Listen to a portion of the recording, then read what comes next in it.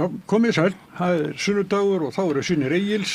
Hér á eftir kemur til okkar Ragnar Þór Ingólfsson, nýr ráðherra í ríkisstjórninni. En við ætlum að byrja hérna vettvangi dagsins og þar eru komin til okkar Lára Súlíma Ómarsdóttir, upplýsingafulltrúi, Ragnar Freyr Ingólfsson, læknir og formaður Læknafélags Reykjavíkur og Helga Vala Helgadóttir, lögmaður og fyrrverandi þingmaður. Já, takk. Já. Hvað er að byrja? Evrópusinni. Evrópusinni. Og svo líka hérna Gunnar Smári blaðamaður í styrri. Gasparari. En hérna, ef að byrja á Trump og Grænlandi, hvað segir þú? Sagðir hérna í svona grínaðan að þú hefur bara hérna skoðun á heilbrigðismálum? Já, eiginlega sko. Já. Viltu að ég segja eitthvað Trump og Grænland? Út frá heilbrigðissjónarmið. Þetta er nánast í tungareinum okkar sko. Þetta í tungareinum hjá okkur. Þetta er bara hræðilegt ástand. Það eitthvað að segja annað en það að við séum að eyða tímanum í svona vitleysu. Já. Við ráðum því bara ekki. Nei, við ráðum engu þetta og þetta ég meina sama þóttum að hefði einhverja skoðun á þessu sérstaka þá held ég að hún skipti engu máli. Meira að segja hvort að Íslendingar hefði einhverja skoðun á þessu heilt yfir. Ég held að þessu fólki út í heimi er alveg nákvæmlega sama hvað öðrum finnst og ætla bara að fá sinni fram, ganga bara fram með valdi og ofbeldi og þannig mun þetta fólk því miður fá sínu framgengt eða bara fylgir í eftir nógu hart á þess að við getum eitthvað við því gert. Já. Þetta sýnir allavega að Trump er ekkert að grínast þegar hann segir eitthvað sko. Hann sagði þetta alveg í upphafi, hann ætlaði að fá Grænland, hann ætlaði bara að fá Grænland. Já. Og við hlógum allir þetta og segði bull og vitleysa, hann er bara eitthvað að grínast. Hann er bara ekkert að grínast. Nei. Og ég veit ekkert hvernig hann verið hægt að stoppa það heldur. Nei. Mér dettur ekki nein leið til þess að stoppa hann í því að fara að taka Grænland. Hvaða stjórnkerfi er þetta sko? Ef að forsetinn er svona bilaður, er þá engar varnir í þinginu? Bara getur hann farið bara sínu fram? Jú, það eru þetta þær varnir að kjósan burt, að leggja fram vantraust og fá það samþykkt í þinginu. En það eru þetta ekki kostningar fyrir í nóvember. Nei, í nóvember í þinginu, þú veist, þannig það er okkar eina vona það ekki. Það er kannski, já, en það er spurning hvort það er nægur tími til þess. En sko, já, hann hefur hótað þessu og eitthvað svona, en sko rokið sem er í gangi núna í kringum hann, eða skulum við segja fellibilir, sem að hann er að hefja vikulega, þú veist, þeir eru í hvortveggi senn bara mjög óhugulegir og hættulegir sko mannkyni jarðar. Ég ætla bara að vera svo hérna rosaleg í yfirlýsingum en á sama tíma veltum maður fyrir sig getur verið þetta sé allt bara smjörglípa af því að það hefur ekkert verið rætt Epstein skjölin síðustu vikur. Þau bara hurfu þegar hann byrjaði. Það kom í ljós að hann var búinn að ritskoða þessi skjöl sem að loksins voru birt. Það var búið að taka út allt sem hann varðaði og þegar að umfjöllunin það var að fara af stað, hvar eru öll umfjöllunin hann í þessum skjölum, að þá bara fór hann í Venezuela og hann er bara búinn að vera í þessu risk spili sínu bara, eða hvað þetta heitir, bara að fella ætla bara að taka yfir heimsbyggðina. Ég held að hann einmitt horfi á Grænland af því að hann var að spila eitthvað tímann voðalega mikið risk. Já. Þá var allt svo mikið að þú ætlar að eiga Norður-Ameríku, þá varstu verið sko með Grænland öðrum megin, Kamtjatka hinum megin. Já, en verst er að hann er ekkert sérstaklega góður í landafræði. Nei, þannig að hann er að rugla bara öllu saman. Þannig að hann viti bara, og maður bara, þú veist, hefur hann ekki efnaði að hafa góða ráðgjafa sem að geta þá skoðað heimskortið og sagt svona þetta land liggur hér og við erum hér. Þetta er svo agalegt. Sko, hans samstarfsfólki, það þori bara ekki að tala ofan í hann eða... Já, ég held að það sé. Er hann ekki bara með tóma jámenn í kringum sem eru vitlausir á hann? Og hvaða ráðgjafa ætti hann að fá? Hann var með ráðgjafi fyrri þegar hann var forsetið áður fyrr. Hann rak allt fólk sem neitaði honum og bara var það rekið. Þannig að hann er væntanlega bara með einhverja jámenn í kringu sem finnst þetta allt vera frábærar hugmyndir. Það gerir nú fólk yfirleitt sko. Maður fylgst með því bara í íslenskum stjórnmálaflokkum. Það verður að reynsa út starfsfólk og fleira sem ekki er í takt við forystuna og það er engin í forystu stjórnmálum sem vill hafa annað en svona píramíta og vera efst á píramítanum, vill ekki hafa svona valddreifðar stofnanir. Ég held að það sé þannig. En ég myndi taka þessu alvarlega, ég held að hann sé að framfylgja stefnu sem að nýtur fylgis innan stjórnsýslu Bandaríkjanna og stjórnmálastar Bandaríkjanna, að breyta vesturhveli jarðar í svona nýlendu Bandaríkjanna, að þeir þurfu olíuna frá Venezuela eða alltaf hindra það að aðrir komist í hana til þess að styrkja sín völd og auka sitt öryggi. Þeir þurfu að taka auðlindir Grænlands og þeir treysta ekki skiljanlega kannski danska hernum fyrir að verja Grænland. Ég held að danski herinn treystir sér ekki heldur til þess. Mér finnst þetta náttúrulega mjög alvarleg smjörklípa ef þetta á að vera smjörklípa. Já, nei. Að fara að sækja forsetinn í land og þvert á alþjóðalög og það er það mjög langt gengið í smjörklípunni, sko. En það var það sagt af nokkur í létt út, sko. En þú veist. En þetta er samt alveg rétt. Hann svo klikkaður, sko. Maður ekki trúar honum í rauninni til alls. Hvað Íslendingar gera? Ég held að skiptir bara öllu máli fyrir okkur. Og ég held að skipta öllu máli fyrir okkur hvernig við bregðumst hvert þjóðamorðinu á Gaza. Við höfum að hegða okkur sko þannig að það sé sómi af því fyrir okkur, þannig að við séum í takt við okkar eigin siðferðiskennd, eigin hugmyndur hvernig samfélag eigi að þróast og hvernig heimurinn eigi að vera. Við eigum að styðja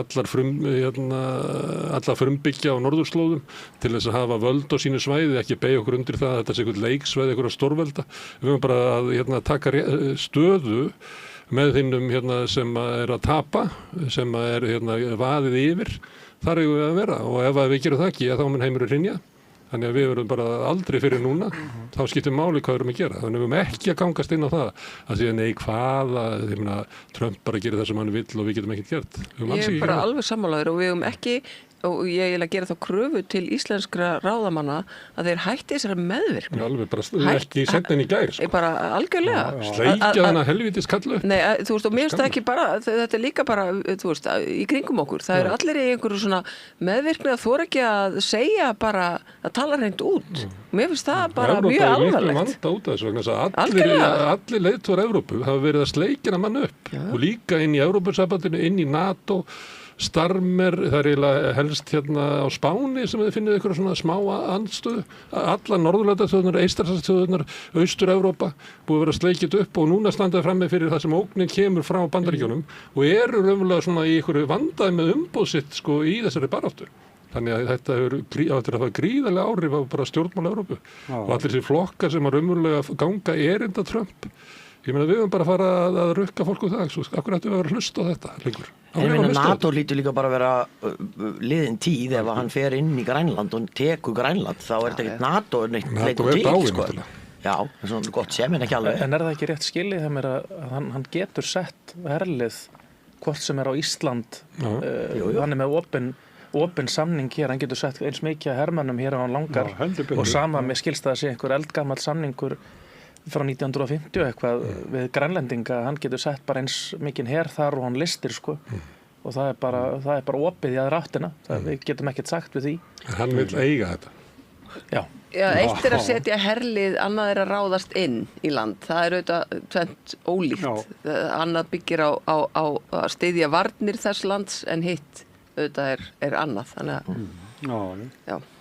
Og svo að því sé haldið til haga því að við erum í smá svona heimsenda umræðu hérna, að þetta sé búið. En hann er að hóta því að taka Grænland með hervaldi. Já.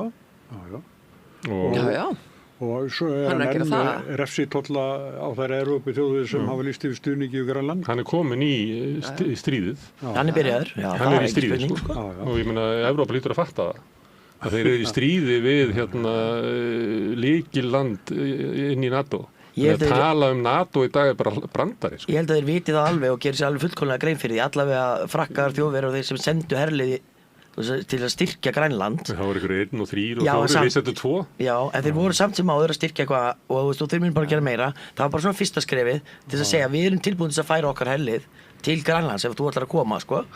Þannig að ég heldur viti nákvæmlega hvað gæti mögulega gerst og að Trump ætli sér bara að eyðileggja NATO. Hann er ekki hrifinn af NATO. Hann hefur aldrei verið hrifinn af NATO. Hann er fyrirlitur NATO eins og allar alþjóðlegar stofnanir. Nákvæmlega. Hann fyrirlitur Sameinuðu þjóðirnar, hann fyrirlitur Evrópusambandið, hann fyrirlitur Alþjóðadómstólinn, hann fyrirlitur öll samkomulög loftslagsvá, hann er búinn að segja sér frá þessu, hann fyrirlitur þróunaraðstoð, hann fyrirlitur alla alþjóðlega samvinnu og allt sem að dregur úr völdu Bandaríkjanna. Alþjóðalög. Og þá skiptir nú máli að ráðamenn okkar og annara Evrópuríkja standi vörðum þessar alþjóðastofnanir. Hafa okkar ráðamenn ekki talað nú skýrt í þessu máli? Sko, ég hlustaði á utanríkisráðherra að tala í hádegisfréttunum áðan og það sagði hún það við myndum að sjálfsögðu standa með Grænlendingum af því að það væri að standa með okkur sjálfum en á sama tíma segir hún sko að hún ætli að reyna að verja hagsmuni Íslands sem að sjálfsögðu hún vil gera en hún nefndi samt að annað útilokar ekki hitt þar að segja samningur við Bandaríkin útilokar ekki samvinnu við Evrópu. Mér fannst það svolítið erum við ekki komin svolítið frá því að við getum verið í einhverju samvinnu við Bandaríkin, ég veit ekki.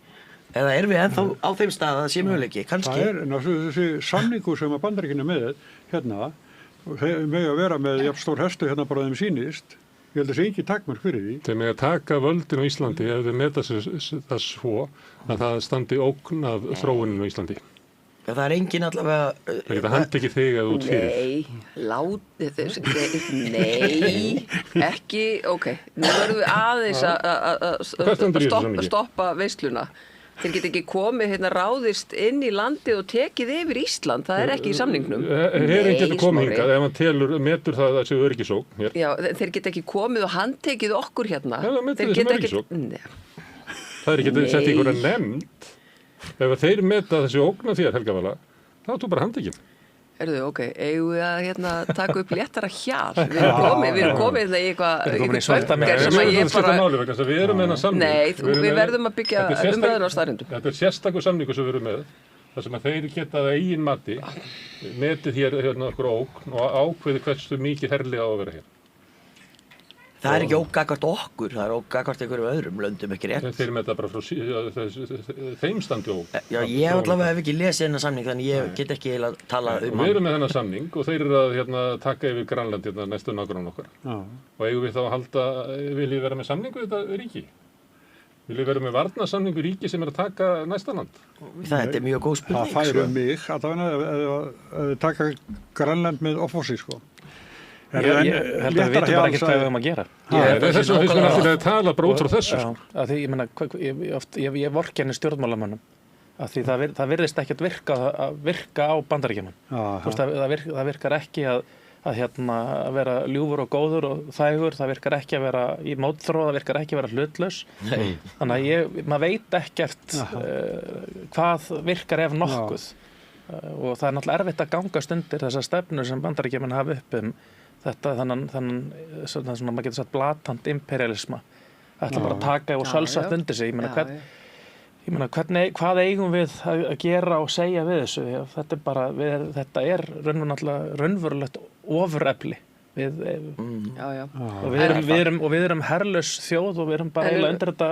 Já, en ég meina leið og við erum þarna, þá erum við líka í NATO og innrás inn í eitt NATO-ríki, það virkar ákveðið, þannig að þá myndu önnur NATO-ríki líka koma okkur til varnar, jafnvel þó að það sé NATO-ríki sem að ræðst inn. Er það, stendur til dæmis í samningunum NATO að ef að NATO-ríki ræðst á annan NATO-ríki að þá gerist eitthvað? Það þarf ekki að skilgreina það þannig, það er bara þegar að ráðist í NATO-ríki, sama hvort það, þetta er ekki þannig samningur að þeir getur bara farið og ég meina ráðist inn í öll ríki, það er, þú veist. Nei. Það er í 5. greinin í NATO-samningnum er þannig að árás og eitt ríki er árás og öll, en hvert ríki fyrir sig ákveður sjálft hverju viðbröðin. Það getur vel verið að sé ráðist inn í Portúgal og þá ákveði bara Danmörk að þau geti bara sett góða kveðjur, sko. Það er ekki sagt að bara danski herinn farið til Portúgal. Það er ekki svoleiðis. Það er ekki sjálfkrafa í því.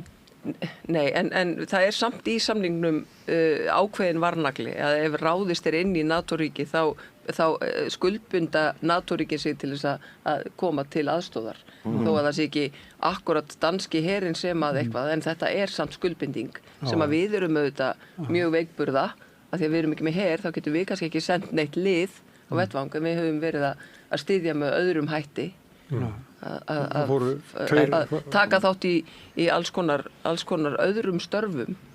En það er náttúrulega líka ákvæði í íslensku lögum að það er náttúrulega að kalla okkur öll út til þess að mynda her, það er hægt. Þannig að ef að þannig ástand er að skapast, sko. En í viðbótinni í varnarsamninginn að þá er fjallað að þegar það kemur upp það sem er kallað hernaðarlegt neyðar ástand sem að Bandaríkin geta skilgreint. Þá geta þeir komið hingað og tekið þann hluta landinu sem þeir kjósa til þess að verja sig gagnvart þessu neyðarástandi. Og það vegna eðli þess að þá kemur ekki til samþykkis íslenskra stjórnvalda fyrir en eftir á. Það er þetta sem ég er að vísa í og þetta er í þessu samningi. Ég er bara að vitna í umfjöllun Bjarna Már. En þeir koma kannski ekki og taka yfir þingið og þú veist og setja ríkisstjórnina af eða eitthvað svoleiðis. Skilurðu?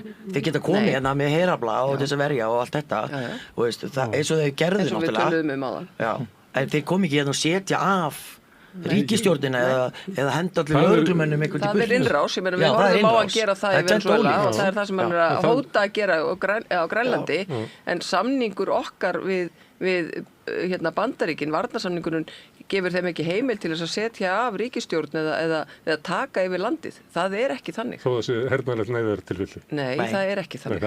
Ég er að benda á það að matið liggur hjá þeim, ekki hjá okkur. Jú, þú veist, það er flokkað sem innrás inn í landið að ætla að fara og taka yfir stjórn landsins. Þeir voru að gera það í Venezuela daginn. Já, ég veit það. En það er það innrás. Smári, við sitjum ekki bara hérna og segjum já þetta var nú gott hjá þeim, þeir máttu það, er það? Nei, við gerum það ekki, þeir gera það. Þeir til þess að það hafa fulla rétt. Já, þeir telja það. Þeir handtóku Maduro fyrir brot af það er allt annað, við getum ekki verið að miða umræðina út frá ofbeldismanninum og segja að það sé í lagi. Ég veit þess að það gerir áfyrir hann sé ekki ofbeldismaður. Nei, ég er að segja ef hann kemur hér og setur stjórnina af þá er þetta innrásin í landið. Ef hann kemur hér til þess að verja landið þá setur hann ekki stjórnina af. Ég tel að hann er sinna samning og til þess að fulla rétt á því. Já, það er alltaf annað. Það skiptir einhver máli. Við skilgreinum það, þetta sé innrás eða ekki. Já, þú varst áðan að segja að hann mætti þetta út af samningnum. Já, hann mætti koma, já. En hann má ekki setja stjórn. Ekki taka stjórn landsins. Hann vildi meina það að hann mætti þetta. Koma og taka yfir landið og það var það sem ég var að segja að þetta væri kjaftaði. Það er ekki þannig. Hann má ekki setja ríkisstjórnina og samkvæmt samningnum. Það er ekki þannig. Nei, ég veit það. Þó hann telji sig með eitthvað. Í samningnum var ákvæðið það að báðir aðilar samþykkir. Þá skotið inn síðan viðauka við samninginn. Það sem að kemur, ef að Bandaríkin skilgreina hér sé hernaðarlegt neyðartilvik, þá geta þeir bara gert þetta ef þau vilja. Já, þetta er sem Guðlaug Þór Sett af ríkisstjórnina. Ég er bara að segja það að það er ekki það sem að Bandaríski herinn gerir í einhverju hernaðlu neyðar ástandi sem hann skilgreinir þá er bara ekki heilat ekki þið heldur. Nei, en það er þá innrás inn í landi. Það er það sem við erum bara að tala skilgreiningar en við erum að tala ríki sem að fór inn í Venezuela og hann tók forseta fyrir brot á vopnalögum í Bandaríkjunum. Af því hann átti byssu sem hann mátti ekki eiga ef hann væri Bandaríkjamaður. Já. Þetta er ríki sem er að fara að taka Grænland, sem er okkar næstu nágranni, með einhverju skilgreiningu að það sé bara einfallega út frá öryggishagsmunum Bandaríkjanna og heimsins þar með algjörlega nauðsynlegt. Já, en hvernig hann skilgreinir hlutina þýðir ekki að við gerum það á sama á. Þannig ef hann fer inn í Grænland þá er það innrás. Ef hann kemur til Íslands og tekur yfir ríkisstjórn landsins og setur hann af, þá er það innrás inn í landið. Við erum áfram fullvalda ríki. Við stjórnum okkar ríki og okkar lögsögu þó að það sé þarna varnarsamningur hernaðinn. Myndur ekki segja þessum samningi upp? Hefur verið þú? Hefur aðstöðu þess? Viltu við hafa hann svona samning við ríkisstjórn Trump? Ég ætla að fá að bara hugsa þetta, ég ætla bara að fá að segja pass núna. Það er algjörlega. Það er ómögulegt að svara því núna hvort að maður er að segja þessu samningi eða ekki. Við vitum ekkert hvað hann er að fara að gera. Við erum bara að láta þess að það sé eðlilegt að við segjum bara já, því að hann langar að koma hérna og taka yfir einhver ríki, að þá bara gerir hann það og getur það og enginn segir neitt og gerist ekki neitt. Nei, við höfum ekki hjálpa honum með því að hafa hennar varðast ekki, við höfum að segja honum upp til þess að verja okkur. Já, finnst þér það góð hugmynd, Smári, að segja þessu varnarsamningi upp í dag? Já, finnst þér það? Já, ég er mjög fegin að þú stjórnar ekki í heiminum. Af því að það bara, þú sérð alveg, maðurinn er stjórnlaus, hann er algjörlega stjórnlaus og ég held að það sé ekki góð hugmynd. Bugtaði fyrir öllu sem hann gerir? Nei. Bugta? Nei, við þurfum kannski ekki að kveikja í borðinu sem við sitjum við. Ég held að það sé bara ekki góð hugmynd. Ég bara er algjörlega á því að það sé bara ekki góð hugmynd núna að auka ófriðin og óreiðuna og sturlunina sem er í gangi hjá þessum manni. Tipla á tánum í kringum Nei, við eigum ekki að tipla á tánum í kringum hann, við eigum ekki að kveikja elda.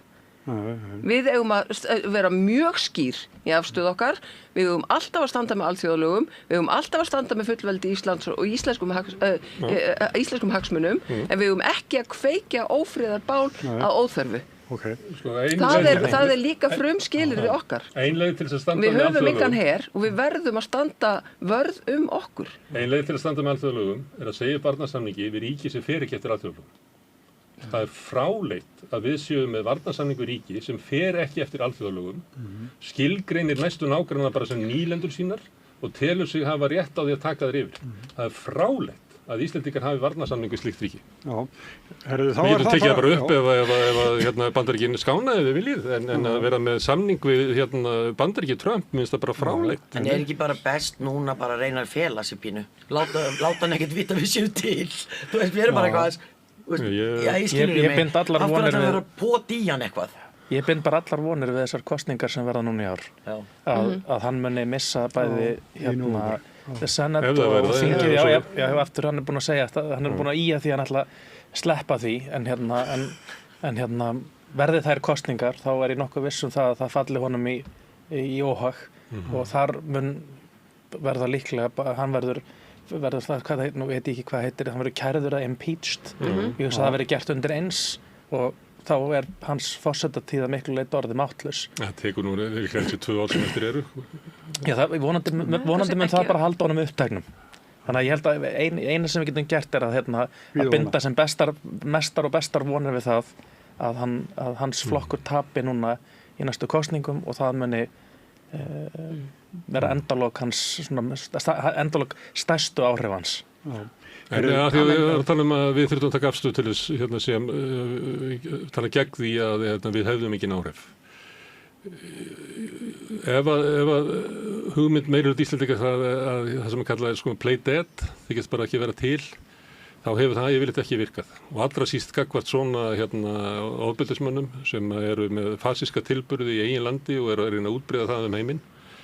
Að það að segja, ég meina hann nú ráðast á Venezuela, vonandi sér hann okkur ekki. Hann ráðast á Grænland og vonandi sér hann okkur ekki. Ég var við þessari hugsun. Þetta bara, nú komin tími til þess að standa upp. Nú þetta komið bara, einhvern tíma verður no. Og no orðið no. Það nú það sem ég vildi bara segja. Við erum að taka það fyrir í vikunni. En ég ger mér alveg grein fyrir að þið ekki með sömu skoðun og ég sætti mig við það. Herðu, en kom heim, það við heyrðum Höllu Gunnarsdóttur, formann VR, vera að segja að það stefni allt í það að kjarasamningarnir bresti í september held ég, að verðbólgan verði mun hærri heldur en stefnt var og hún gagnrýnir líka til þessi ríkisvaldið að stuðla að hækkunum og þar með aukinni verðbólgu.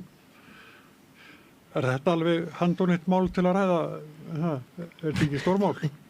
Þetta náttúrulega við erum að leiða inn í erfiða efnahagslega tíma. Já. Hún gagnrýnir til dæmis fjármálaráðherra mjög höftulega. Ég veit ekki, ég voða lítið búin að vera að hugsa út í kjaramál. Þetta efnaðar. Já, það er efnaðar. Ég miklu meira búin að vera að hugsa bara út í þessi verðbólga, hún verður alltaf vesen. Og ég er búin að vera það svo lengi að maður er eiginlega þreytt á að tala hvað þetta sé allt system allt saman. Þannig að ég er meira búin að vera að hugsa út í bara, Trump náttúrulega. Og svo að þessi ráðherraskipti og eitthvað svona í þessari viku og já, en ég get svo sem alveg talað þessi verðbólgu, hún er hundleiðileg. Þú má tala ræðum ráðherraskipti. Já, hvaða ráðherra viltu tala Þetta er bara ráðherraskiptin eru Inga og Ragnar Þór. Inga tók 99,7% af allri athyglinni. Já, það voru voða lítið fyrir Ragnar þegar hann fekk sinn stól. En það er nú það oftast. Hún ætlar að flytja yfir í barna- og menntamálaráðuneytið hjúkrunarheimili. Já. Hún ætlar að vera hjúkrunarheimilisráðherra líka. Mér finnst það bara svolítið flott hjá henni, Ég fyrir bara að segja það svo ég segja af hverju ég segi þetta. Af því að ég held að Inga Sæland muni berjast eins og ljón fyrir fólk sem þarf að vera á hjúkrunarheimilum. Og þessi náttúrulega að taka það. Ég held að það sé bara svona henni mjög kært mál og ef eitthvað mál er henni kært að þá er hann trukkur, Þú veist, í alvörunni, þá keyrir hún bara málinn í gegn. og spyr hvorki kóngn ég prest orðar hann það ekki líka svona, ég er ráðherra, ég er ræð þú veist, er það ekki svolítið þannig þannig að mér finnst það bara fínt hjá hann að gera það ég er bara mjög áhugasamur það að einhver brenni fyrir þeim málaflokki nákvæmlega að taka fyrir öldrunarmál þjóðarinnar og nú erum við komin í heilbrigðismál þannig að núna var ég tekið gleðið mína en þetta er eitthvað sem skiptir alveg ótrúlega miklu máli og við höfum vanrækt í áratugi og þannig að það að einhver stjórnmálamaður þó að það sé Inga Sæland skuli taka þessu máli óstfóstri og ætlar að berjast fyrir því, þá er ég bara þakklátur fyrir það. Mér hefur fundist að vanta stórkostlega að þessu málaflokki verið sýndur þessi áhugi. Því að þetta er líklega eitt stærsta vandamál sem við erum að takast á. Það er öldrun þjóðarinnar og hvernig við ætlum að bregðast við henni. Það er núna næstum 800 manns að bíða eftir hjúkrunarrými. Þar að við erum 100 á Landspítala sem má getur sagt eiginlega lamið þá stofnun algjörlega og þannig að við þurfum að róa öllum árum átt að því að byggja hér upp hjúkrunarheimili og kannski ennþá mikilvægara að við gefum allt í að búa til almennilega heimaþjónustu eins og er fyrirmynd fyrir til dæmis í Svíþjóð eða Englandi að fólk geti verið heima eins lengi og hægt en þá þarf að setja allt í gang til þess að fólk geti þá stofnað fyrirtæki til þess að sinna þessum verkefnum og gera samninga við þetta fólk þannig að við getum sinnt þessu. Þetta er ótrúlega stórt og ég held að fólk gerir sér ekki almennilega grein fyrir því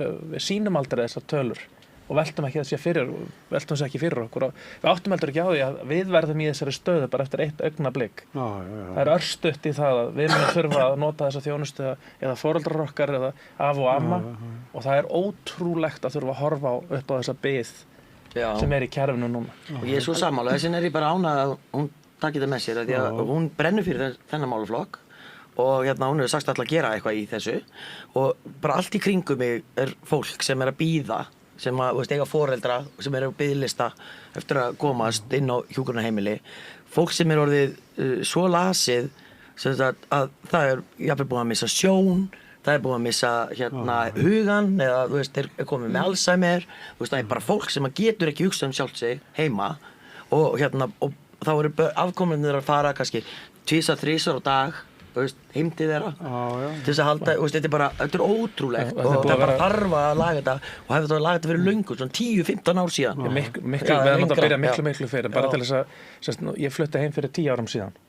og það eru búin að vera 100 manns að bíða á Landspítalanum í öll þessi 10 ár. Stundum er það kannski 90, stundum er það 120 en kringum 100 það að vera hvert einasta ár öll árin síni kom heim. Dagur á Landspítalanum kostar að meðaltali 200-300.000 krónur. Þannig að við erum að eyða alveg sama hvað sjúklingur alveg sama eftir hver á liggur. Það er bara að þú deilir kostnaði spítalans niður og legurými þá er þetta talan. Og þetta þýðir það að við erum að eyða bilinu 6-8 milljörðum á ári í að vista eldra fólk á Landspítalanum við lélegar aðstæður. Þetta er náttúrulega ekki rétti staður en þessum fólk á að vera sem þarf hjúkrun og endurhæfingu. Þannig að 8 milljarðar á ári í 10 ár, 8-10 milljarðar. Og þetta er náttúrulega þegar maður heyrir þetta er svona glórulaus klikkun að fara svona með fólk og fara svona með fé. Þetta er ótrúlegt að það skuli viðgangast ár frá ári. Að við gerum svona ótrúlegt og þetta er bara ekki ný staðreind þetta hefur verið kannað, það hefur verið skrifaðar margar skýrslur ég man eftir því þegar ég satt í borgarþjónustunni við Austurvöll og var formaður velferðarnefndar og þá fengum við skýrslu sem var að kortleggja hjúkrunarheimilin og kostnaðinn líka við það af því að hjúkrunarheimilin hafa líka verið vanfjármögnuð en það er frábært að það eigi að fjölga og byggja ný hjúkrunarheimili og það þarf að fjölga þeim umtalsvert en þá vil ég líka segja og ég tek alveg undir það sem Ragnar er að segja kostnaður við að geyma fólk í óviðunandi aðstæðum á Landspítala versus það að leyfa fólki að vera á heimili er náttúrulega umtalsverður fyrir utan líðan fólksins en svo verðum við líka að horfa á hina hliðina sem er mönnun hjúkrunarheimila og ég velti því líka fyrir mér þegar við erum með hjúkrunarheimili og þar er skráður læknir á vakt en svo leiðu eitthvað gerist eitthvað smottir í einhver alvarleg hvað þetta heitir, eða lúnabólga eða hvað sem að þá bara umsvifalaust farið með viðkomandi inn á bráðamóttöku. Þá bara þessum fullorðna heimilis manni eða konu skuttlanir á bráðamóttöku til að liggja þar á ganginum. Og ég hugsa bara, þannig einhver algjör feill í kerfinu líka. Að við erum með hjúkrunarheimili sem get ekki tekið lágmarks inngrip hjá inniliggjandi heimilisfólki til þess að koma í veg fyrir að bráðamóttakan sé alltaf full af eldra fólki sem er komið í gegnum þá rosalegu síu sem að komast inn á hjúkrunarheimilin. Mér finnst það algjör skekkja. Það er bara ég ætla nú aðeins að það hjúkrunarheimilin gera nú samt alveg heilan helling. Og það er alveg gefið af því verðandi að ég vinn nú hérna á gólfinu á bráðamóttökunni stundum. Þá veit ég nú alveg að það er hægt að senda fólk tilbaka þegar búið að greina vandann hvað að og láta fá súrefnið að lifa í æðið eitthvað á hjúkrunarheimilinu. Ég er bara nýbúin að gangi í gegnum þetta með náinn fjölskyldumeðlim og sem var sendur trekk í trekk niður á bráðamóttöku og maður velti fyrir sér þar hvort að það hafi verið nauðsynlegt á þeim tíma. Já, ég get alveg tekið undir það með það, mér finnst oft. Og ég á líka fjölskyldumeðlim sem að vinnur hérna á bráðamóttökunni stundum og einmitt er mikið á þessu svæði.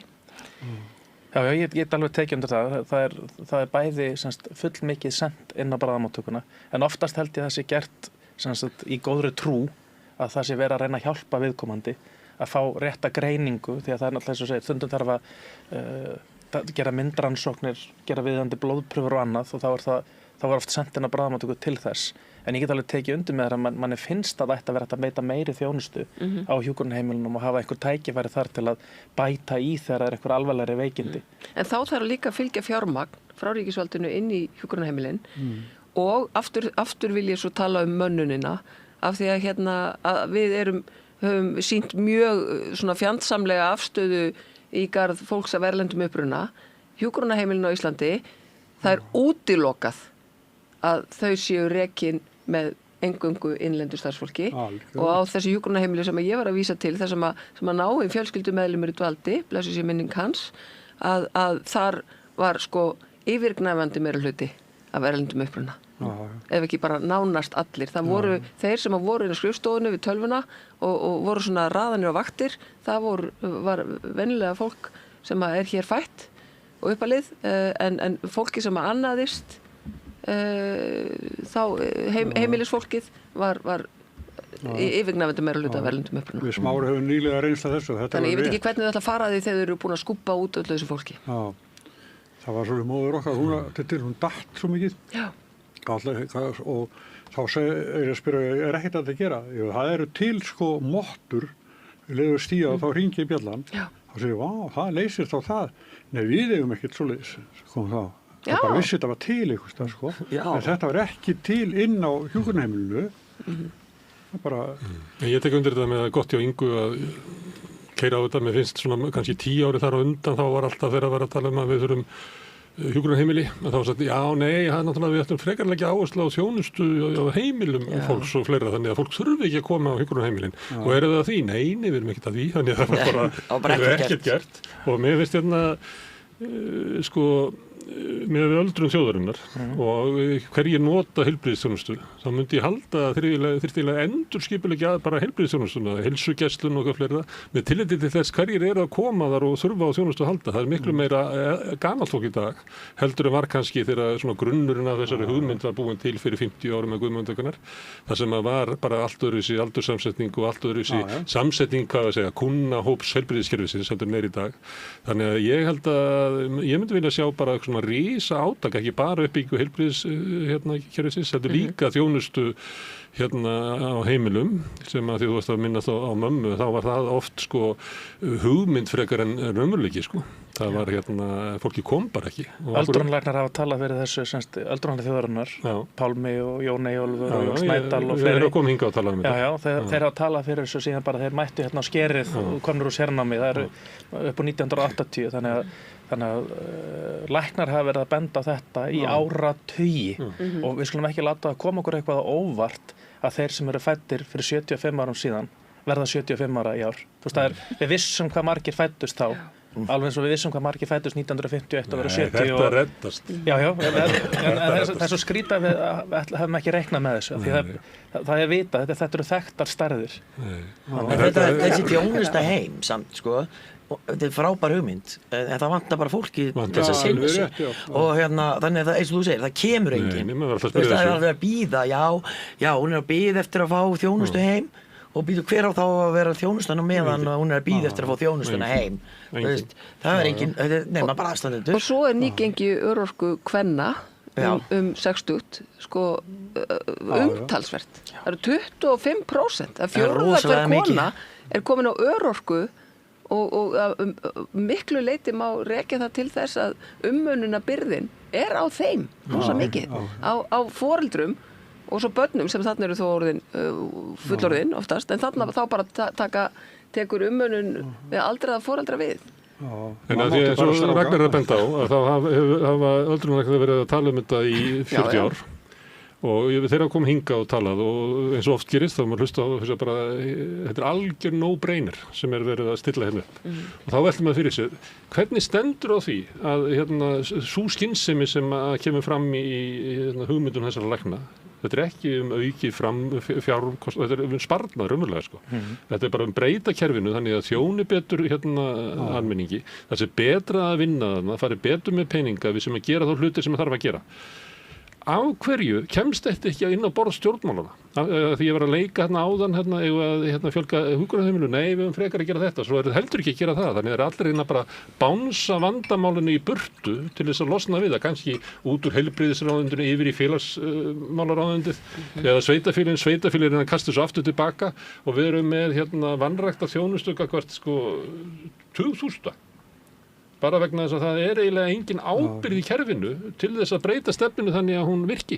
Mér finnst það stundum erum að bara hissa á þessu samfélagi. Og ég held að séu örugglega margt fólk sem batt mikla vonir við það að fyrirverandi landlæknir, verandi læknir og hafa starfað inn á spítalanum og í þessum geira myndi nú vera svolítið svona fyrirferðameiri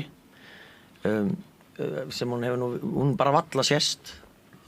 Ég held að margir hafi haldið að já, nú erum við loksins komið með fagmanneskjunni í ráðuneytið, þetta er læknir, bara mikil smetinn, bæði fyrst þegar hún var læknir og líka þegar hún var landlæknir, svo bara heyrist allar píp. Og þyrlulæknir, Mér finnst vanta sleggjuna í þessa umræðu og mér finnst bara, við þurfum að tala meira um heilbrigðiskerfið okkar, við þurfum að tala meira um hvernig við högum hlutunum og hvernig við ætlum að hafa hlutina. Og mér finnst það ótrúlega skrítið hvað er lítið rætt um heilbrigðismál með hvað við eyðum alveg ótrúlega fyrir þennan málaflokk. Þetta er bara stærsti útgjaldaliður ríkisins, langstærsti, 438 milljarðar í fyrra. Þannig að þetta er ótrúlegt fyrir. En svo tengist þetta svolítið hvernig umræðan Ingu Sæland hefur verið. Að það er fagstéttirnar í menntakerfinu og heilbrigðiskerfinu hafa raunverulega dregið svolítið upp myndina og ég held að sé alveg inn í við séum með góða kennara og við erum með góða lækna og hjúkrunarlið sem er alveg tristandi til þess að móta þetta kerfi. En einhvern veginn kemst það aldrei, það er ekki nógu gott lingó eða eitthvað til þess að virka inn á þingi. Þess í stað þá þurfum við að hlusta á eitthvað svona áróður frá viðskiptaráðið eitthvað. Allt í einu er orðið höfuðatriði í menntakerfinu, hvort það sé gefið í bókstöfum eða tölustöfum og allt í einu er bara umræðan komin einhvers þar alveg út í skurð sem mér finnst til dæmis eins og Inga eldir viðskiptaráð út í einhvers skurð með sínar kenningar í hvernig þetta redda menntakerfinu. Þannig að mér finnst þetta einhvern veginn ég held að þetta tengist bara einhvern veginn hvernig umræðan er í samfélaginu og hvar við erum að draga fram eitthvað mat á hver staðan er. Það er eitthvað sem vantar hana sko. Er þetta mjög oft einmitt svona að það er bara eitthvað einstakt atriði eins og þú talar um bara það er bara rætt um læsi eða bara rætt um einhverjagjöfina í stað þess að reyna að mynda einhver svona heilstæða sýn á menntakerfið okkar og hvernig við viljum hafa þessa skóla. Þú veist, megum heldur ekki gleyma því að íslensku börnin komu mjög vel út ánægilega séð í PISA. Þú veist, hvað er mikilvægt og hvað er ekki mikilvægt, hvað er ætlum við að leggja áherslu í framtíðinni. Auðvitað verða allir að geta lesið sér til gagns, þú veist, allavega svona meiri hlutin. Það verða aldrei allir. Það er bara þannig. En þú veist, 50% er allt of mikið. En þú veist, það má ekki einblína bara á það. Eða bara B eða rauðan eða 10, skilji. Það þarf að bara, ég svolítið stýð bara þessa hugmynd þjóðfund bara, menntakerfið. Þú veist, ég held að það er bara gaman að sjá bara hvað þjóðinni finnst og hvað kennurum finnst. Þegar við búum með þjóðfundur heilbrigðiskerfið. Já, það líka. Ég vil hafa það. Já, en ég meina, það er sinna að segja líka, þú veist, og húsnæðiskerfið. Mörg okkar bundu voni við það að læknir í ráðuneytinu væri kannski með einhverja flotta sín og kæmi kannski einhverja í gegn. Kannski hún að gera það, en það fer bara mjög hljótt. Ég held að þetta er bara forystuleysi í ríkisstjórnin, það var ekki að tala að Kristóns ekki góða fór ekki. Ég held að sé að það er svo fáir ráðherrar sem að taka svona sín stöðu inn í sínum málaflokki eins og þeir að leiða einhverja þróun. Mér finnst þau verið eiginlega á því að þau eru búin að beygja sig undir, það er Daði Már og Kristrún sem eiga einhvern veginn að lækka hallan á ríkissjóð, það sé meginverkefni ríkisstjórnarinnar og þau sitja alls bara svona til hlés á meðan. Það er Eyjólfur reyndi að breyta röðun á göngunum, en mér finnst við vorum að ræða síðast held ég, að það er þingi verið að byrja í vikunni og maður hefði búist við þá kemur ríkisstjórnin bara með svona, já við ætlum að gera þetta og þetta er staðan og þetta er planið okkar hér og ekkert svoleiðis, það bara byrjaði eiginlega á einhverjum óundibúnum fyrirspurnum í einhverja þvælu bara. Já, og Framsókn, þeir komu sko með einhverja tillögur í menntamálum og sögðu svo við stjórnum þessum málum síðustu 7 ár en koma svo með að vildi bjóða sko ríkisstjórninni með inn í þennan pakka sinn.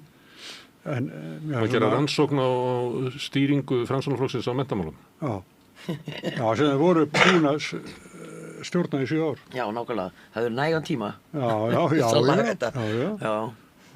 Þetta er svona. En mér finnst það að vera svo eitthvað skrítið ástand á ríkisstjórninni. Kannski er yfirvofandi þjóðaratkvæðagreiðsla með Evrópumál svona stórt. Mögulega. En ég er ánægð með að sjá Ragnar Þór í þarna húsnæðismálin allavega. Ég veit við höfum eftir að sjá hvað hann ætlar að gera og allt það, en hann þekkir allavega þann málaflokk mjög vel og hafandi verið verkalýsforkólfur og svona félags- og húsnæðismálar sprottin upp úr hagsmunasamtökum heimilanna. Nákvæmlega, þannig að vonandi getur hann, gerir hann eitthvað viti. Ég skora á hann að því að húsnæðismálin eru ennþá líka bara risa stórt mál hérna sko. En ég var alveg til eins og Lára var að benda á að vita hvort að heilbrigðisráðherra í til dæmis einhverju samtali við ykkur lækna.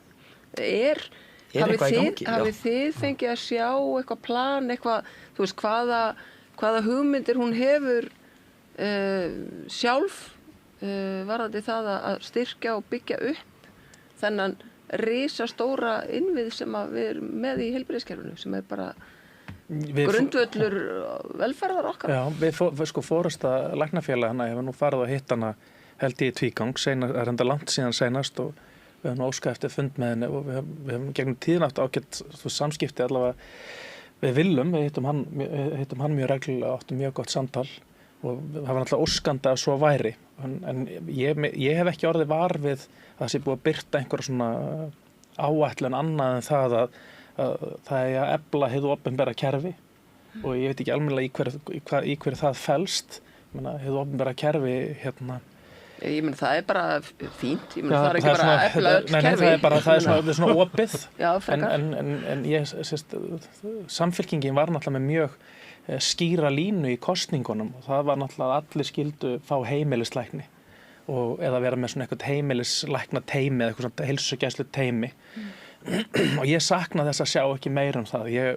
Ég trúi því að lykillinn á okkar velferð væri það að allir hefðu sinn heimilislækni sem þeir þekktu og ég held að það er búið að sýna fram á það með bara mjög elegant rannsóknum að eru heimilislækni sem passar upp á þau og þótt í góðum samskiptum það bara lifur bara hreinlega lengur og veikist sjaldnar og í dag er það þannig að bara helmingur Íslendinga, tæplega helmingur Íslendinga er með heimilislækni og það er náttúrulega bara mjög dapurlegt og við þurfum bara að róa öllum áttum að róa að því að mennta fleiri heimilislækna og gera öllum kleift að ala upp næstu kynslóð. Það eru núna rúmlega 100 læknar í framhaldsnámi í heimilislæknum sem er bara alveg frábært og það er búið að byggja upp hér mjög gott nám, en það þarf bara að vera meira. Það er bara miklu meira. Vantar alltaf heimilislækna. Já, það vantar alltaf heimilislækna og það er stór hópur að hverfa vettvangi næstu 5 árum. Svona stór svona burðarás. Það eru hópur lækna sem byggði þetta kerfi upp eins og við þekkjum það og er að ala upp þessa næstu kynslóð. Það er að gera fleirum kleift að verða heimilislæknar og gera það aðlaðandi að vera heimilislæknar. Ég trúi algjörlega á það til dæmis að við ættum að vera með fleiri sjálfstæðar heilsugæslustöðvar þar sem starfsfólki sem vinnur á gólfinu á heilsugæslustöðuna. Þannig ég trúi á það og það hefur líka sýnt sig að ekki bara læknarnir.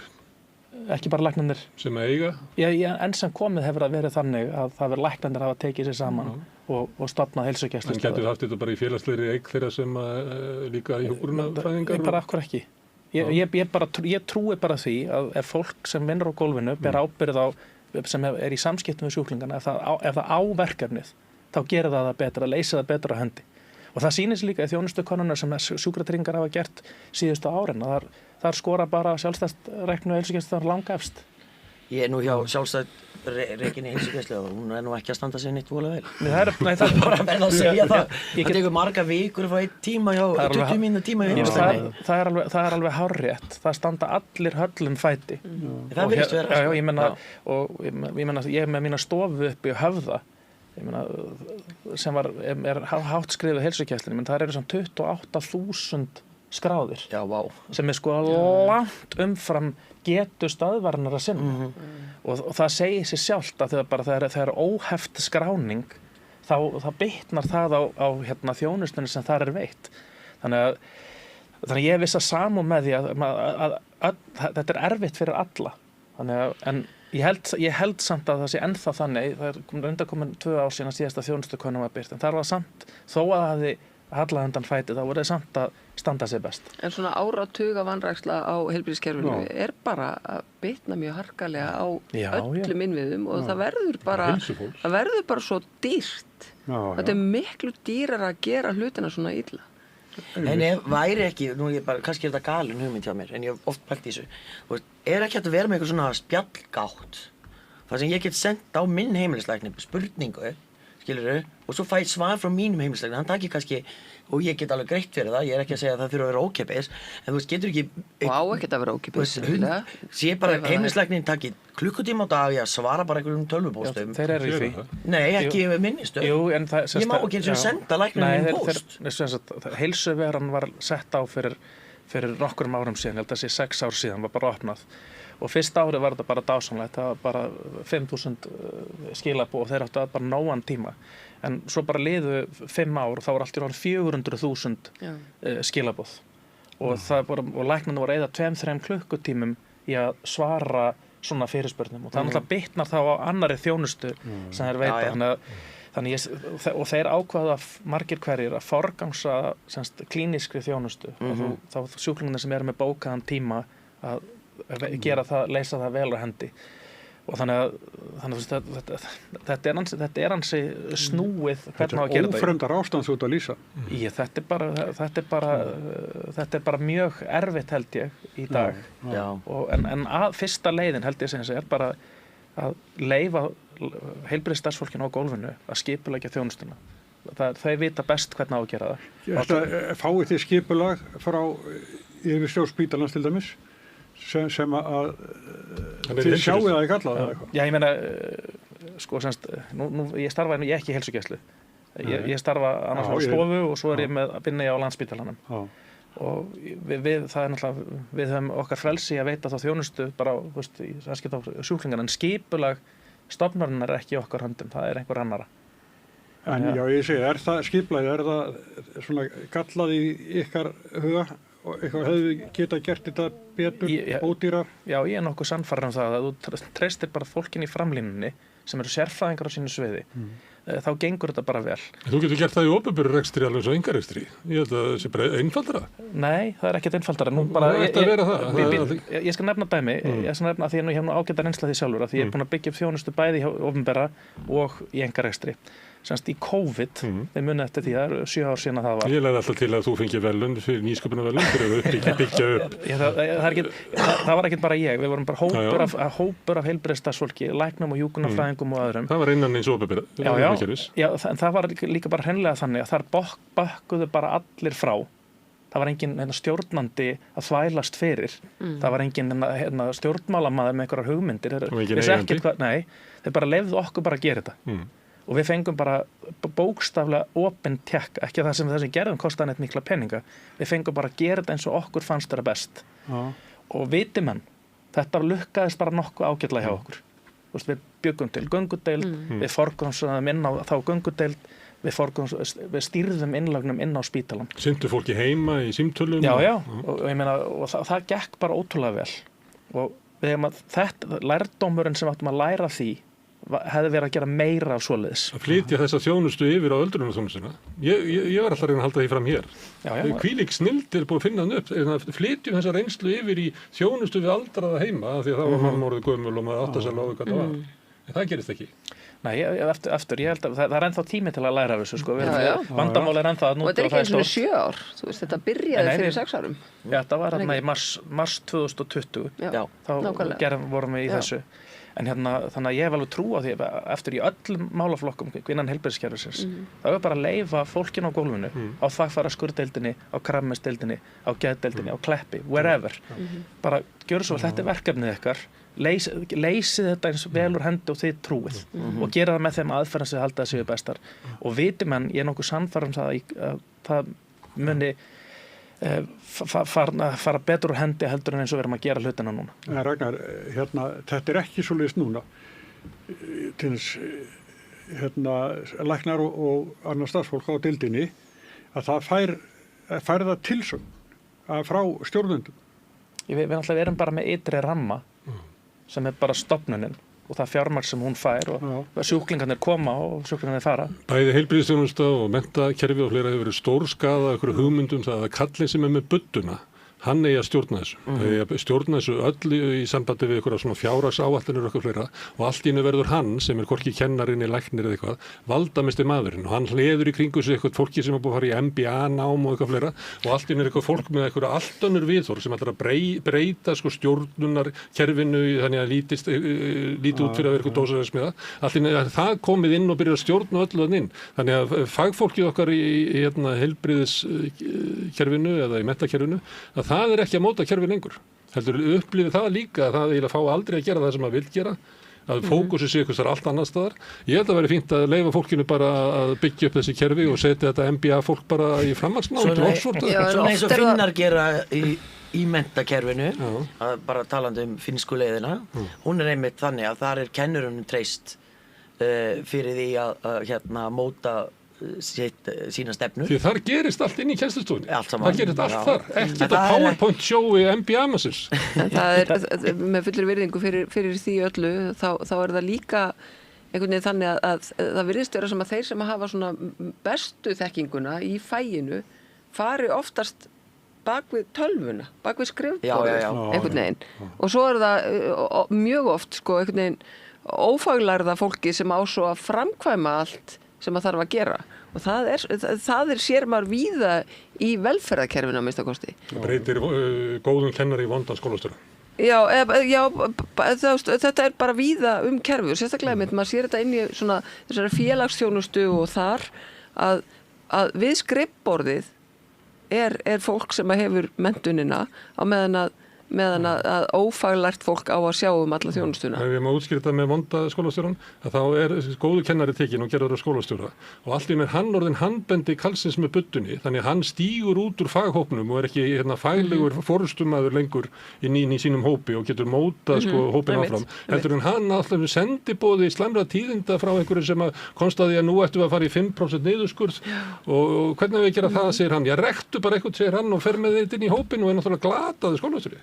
Og ég held að það sé líka við heilbrigðiskerfinu fullt af svona sko. Það er ein ástæða fyrir það svo gaman að vera í sjálfstæðan rekstri. Þar hefur maður autonómíu til að gera það sem maður vill og veita þá þjónustu sem maður er langað til að veita. Það er það sem er ótrúlega gaman við að reka sinna eigin stofu. Að það er að heyra hvað sjúklingar, hvað vantar þeim og verða við því. og það engin þröskuldar fyrir því oftast nær hvernig læknir ég sjúklingarna minna og hversu mikið ég vinn eða lítið ég vinn eða hvort að ég stofni önnur tengd fyrirtæki til að veita þjónustu. Það bara, maður hefur frelsið til þess. Já. Ég held að við hljótum öll samt að vilja líka hafa opinbert heilbrigðiskerfi. Absolutt. Ég bara, ég vinn báðum megin við borðið, þannig að auðvitað eigum að vera með öflugt. Að því að við sjáum líka hvernig svona ákveði kerfi, eins og í Svíþjóð, að því hefur farið mjög aftur með meiri einkavæðingu á ákveðnum sviðum og það hefur orðið dýrara að reka það. Skólakerfið í Svíþjóð mjög skaðað. Það er að grunn til allt öðruvísi kerfi. Við erum með öðruvísi kerfi hérna á Íslandi sem vegna þess að við læknarnir, við eigum okkar fyrirtæki og í okkar samningum bannað að framselja það til einhvers fyrirtækis, einhver rekstrarfélags, einhver kapitals. Þannig að það alltaf meiriluta að eiga heilbrigðisstarfsfólk sem vinnur í fyrirtækinu, það grundvallar munurinn. Þannig að það í Svíþjóð þannig að það eru fyrirtækjaeigendurnir sem eiga fyrirtæki. Við vorum með þetta system hjá apótekunum, bara mjög fínt system. Síðan kemur þrýstingur á þeim sem voru að erfa apótekarana frá, við mættum selja þetta. Nú eru apótekin í eigu, hvað það ekki, Hagar og eitthvað svona furðufyrirbrigði sem eiga og bara stórkostlega spillingasögur í kringum kaup og sölu á apótekarakeðjum. Auðvitað endar eignin ykkar eitthvað svona. Nei, allavega, félagi sem ég í og ég forsvarið fyrir, við viljum absolutt ekki hafa það þannig. Við viljum að það sé þannig að læknirinn eigi sitt fyrirtæki og hann eigi að stjórna því hvernig þjónustan veitt. Það er ástæðan fyrir að það hefur gengið vel að byggja upp sjálfstætt þjónustu. Þannig að við eigum okkar fyrirtæki og við getum ekki selt neinum það. Það er sama með lögmannstofur, að það mega ekki aðrir en lögmenn eiga lögmannstofur. Og ég held að þetta sé líkillinn að bara lögbundið. Þú ætlum að fara tilbaka með apótekarana. Ég held að apótekaran eigi að eiga sitt apótek og vera háður þeirri þjónustu sem hann veitir og ekki vera partur af keðjum. Það ekkert skánað með þessum keðjum öllum, það ekkert skánað það. Þetta bara dýrara, hærri álagning, bara verra kerfi. Já, við erum búin að skoða Ég var að fara í borgarmálin. Já, við erum að fara í borgarstjórnarkosningar. Já, það slagur í Samfylkingunni, þínu gamla höfubóli. Er ekki bara vika í það? Það er vika ég held að segja mánudagur í næstu viku, þá verður úrslitin ljós. Laugardaginn. Já. Býtum hvað, hjá hverjum fyrir ekki? Hvort að Heiða eða Pétur muni leiða Samfylkinguna til sigurs í vor. Þú veist, það er í rauninni það verður að segja ótrúlegt að það eru 17 manns sem að gefa kosta sér í 6 sæti. Mér finnst það eiginlega bara svolítið flott. Hjá Samfylkingu? Já. Þetta er rosalegur hópur.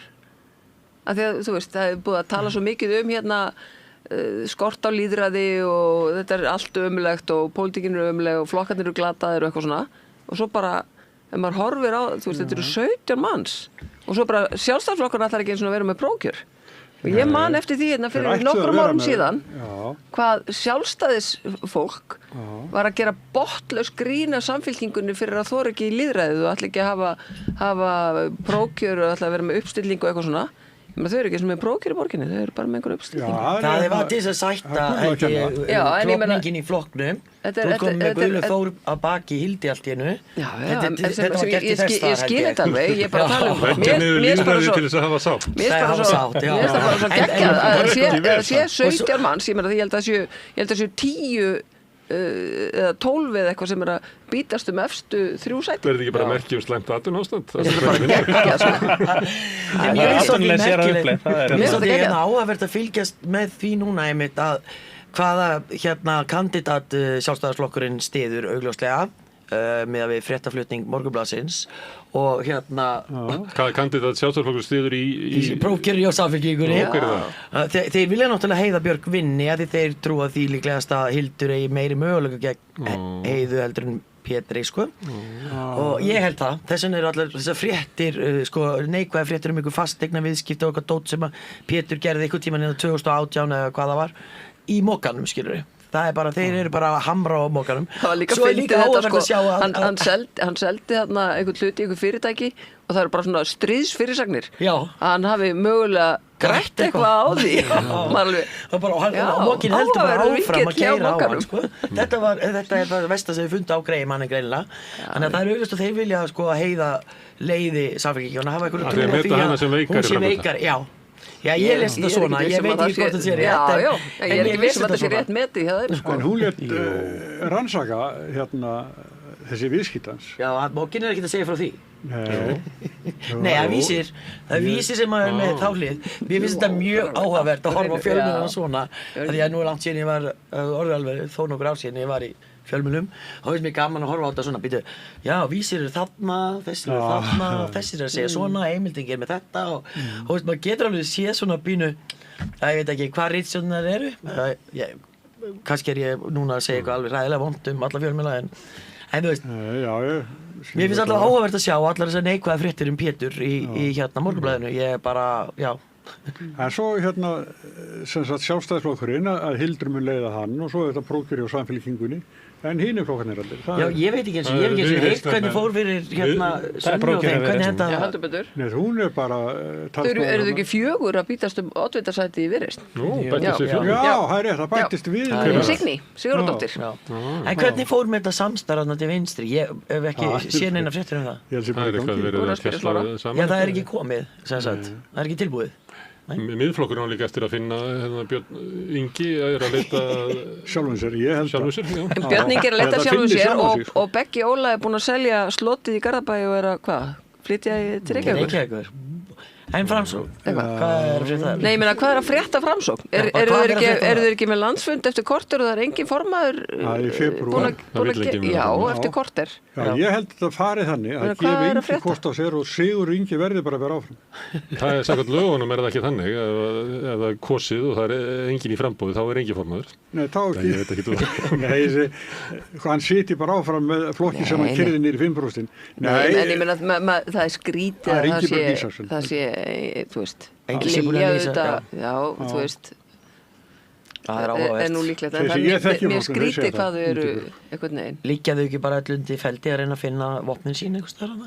Þau eru kannski að leita, þau fóru og sóttu Sigmund Davíð á sínum tíma spekulant í skipulagsmálum menntaður í Oxford og Moskvu. Já, hann var flottur þá maður. Mann eftir því. Þegar hann var skipulagssagfræðingur. Já, hann líka í ISAF. Hann var in defense-hópurinn. Já. Hann byrjaði í Framsókn eftir það. Hann byrjaði í Framsókn eftir það. Hann var orðin bara í janúar eða februar, þá var hann 2009 var hann orðin formaður. Hann er guðfæðir ríkisstjórnarinnar, hann sagði Framsóknarflokknum að veita þeim. Já, hann var að vinna í þessu in defense-dóti á hausti 2008. Alveg mjög ötulega og mikið. Heldur betur. Já. Veitti minnihlutastjórninni skjól. En Einar Þorsteins, er það alveg ljóst að þeir muni fara með hann aftur? Ég held að það sé bara eiginlega, já, það lítur út fyrir það allavega, það er ekki komin eitt mótframboð. Ég man það ekki. Það er ekki komið mótframboð. Það skiptir máli það sem ég var að segja áðan með atvinnuástandið að fólk lítur svo á að sé mögulegt að fá vinnu í Samfylkingunni en það er enginn sem að fer í prófkjör í Framsóknarflokknum sko. Það er ekkert vonan einu vinnu þar. Þetta var eiginlega skrítin leiðangur hjá Einari. Ég held að það hljóti allir að vera sammála það að svona traust til hans sem einhvers leiðtoga kannski er ögnlaskað. Ég reyni að vera kurteis. Ja, hann náttúrulega slítur meirihluta, telur sig vera búin að mynda annan. En þarna sýnir þetta bara reynsluleysi, algjört reynsluleysi. Algjört. Að vera ekki búin að tryggja meirihlutan áður en að lappar út úr. Hann gleymdi bara að tala við eina konu.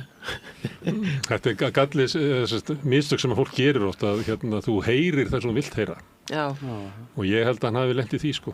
Samtali hljómaði þannig eins og þau væri til í þetta sko. En hann gleymdi bara að fara yfir það, er það ljóst að niðurstaða fundarins er þetta og þýðir þarna og þarf ég að heyra í Ingu til þess að fá staðfest eitthvað. En í leiðan að byrja þessu að þá náttúrulega spyrst það út í öllu þá var að borgarstjóri ef hann hefði aldrei því áfram en það er búin að reyna að mynda meirihluta á leiðinni þá var hann alveg vonlausri stöðu í meirihlutunum en hefði sko ætlað að plotta það er ekki gengið upp og ætla svo bara að halda áfram. En svo er líka skrítið. Hinn er ekki vilja það, heldur hinn hafi sagt sér við það. Nei, það sem er líka. Það er ekki bara út. Er þetta ekki bara það stundum eru þeir inni, sko. En það sem skrítið líka eins og með VG. Sko, hvað ætla þau að gera? Líf hefur sagt að hún vilji ekki voru til vinstri, en og vill halda áfram sem leiðtogi VG. Fær hún að vera það?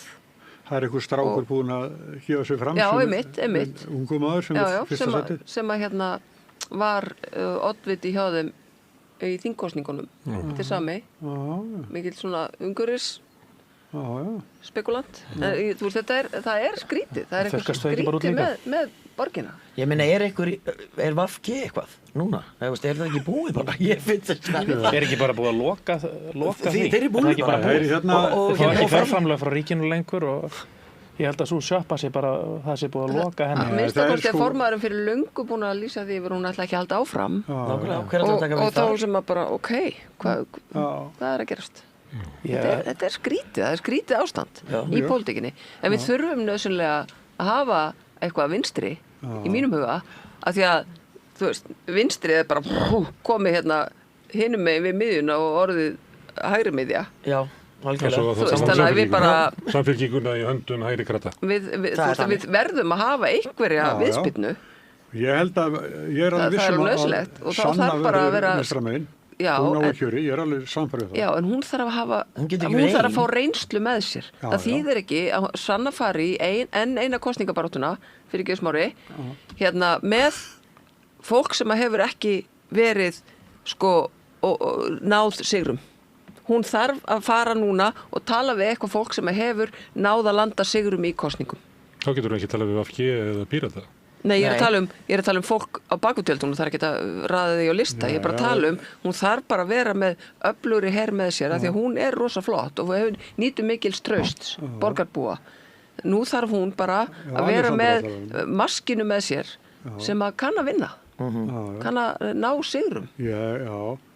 Hún síðuvegari til þessa og það fólk að vinna með henni sem hefur áður unni með henni, ég bara held að hún þurfi meiri reynslu. Hún þarf að fá eitthvað á baku tjöldi með sér sem að kann að sækja atkvæðin. Ég held að það sé það er það sem ég er að reyna að segja. Ekki á listan með sér, heldur bak við tjöldin sem kann að sækja atkvæðin. Í baráttuna, að smíða baráttuna, því þetta ekki eitthvað sem maður gerir bara í einhverju skúfu. Þetta bara eru fræði, þetta bara fag. Þú veist, það það bara. Þetta ekki bara hugsjónir, því miður. En fyrir okkur sem hefur gaman að pólitík, þá eru skemmtilegi tíma framöndan. Já, ekki að það. Mjög skemmtilegt. Alveg allt bara. Guðmundur Árni reynir aftur að ná meiri hluta í Hafnarfirði og þetta svona... Guðmundur Árni? Heldur hann varaformaður Samfylkingarinnar og búinn að segja að hann sækist eftir fyrsta sæti. Það náttúrulega varla heyrst í manninum, síðan að varð varaformaður. Nei. Þannig að við finnst ykkur það að Guðmundur Árni vera áberandi í íslenskri pólitík? Bara alls ekki neitt. Nei, við ekki í Hafnarfirði, Smári. Hann sé alltaf bara þarna á strandgötunni. En hann varaformaður í Samfylkingunni, hann þetta sjást ykkur stöðar. Ég bara... Já, hann fekk ekki að vera í frambóði í Suðvesturkjördæmi. Þrátt fyrir varaformaðskunnar. Já. Þetta áhugaverðir tímar. Kannski síðast í kratin. En nýr ráðherra býður okkur frammi. En ég, Helga Vala, Ragnar Freyr og Lára Súlíma. Farðu nú að læra þetta bara. Ekki að kíkja og lesa nafni mitt. Takk okkur allir fyrir komuna. Takk fyrir. Skemmtileg spjall. Takk fyrir. Við komum aftur til augnablik. Alþýðufélagið eigandi samstöðvarinnar. Markmið félagsins að auðga og bæta umræðu í samfélaginu. Allir geta gengið í Alþýðufélagið með því að skrá sig fyrir áskrift að samstöðinni. Samstöðin.is. Gleði svo mikil dauðans alvar. Ef það ekki gleði, það vantar svo mikið kraft. Ég heiti Edda Björgvinsdóttir og ég trú á gleði. Kennarar eru þrefalt líklegri en ófaglærðir til að halda áfram í kennslu. Börnin okkar eiga skilið fagmennsku og stöðuleika. Fjárfestum í kennurum. Kennarasamband Íslands. Samstaða skilar árangri. BSRB, afl í þágu almennings. Öflug verkalýðshreyfing lykillinn að öflugu samfélagi. Alþýðusamband Íslands, samstillt barátta í þágu launafólks í meira en heila öld. Samlokubrauð, maltbrauð, tékkneskt brauð, súrdeigsbrauð, brauð ársins, Bernhöfts bakari, íslenskt handverk síðan 1834. Byltingunni hefur verið frestað vegna skorts á ríkisfjármagni. Gluggagallerið stétt, Bolholti 6, opið allan sólarhringinn alla daga ársins. Ódýr og öflugur miðill, 40.000 manns sjá eða heyra þætti samstöðvarinnar í hverri viku. Ef þú vilt auglýsa, sendu póst á samstöðin@samstöðin.is.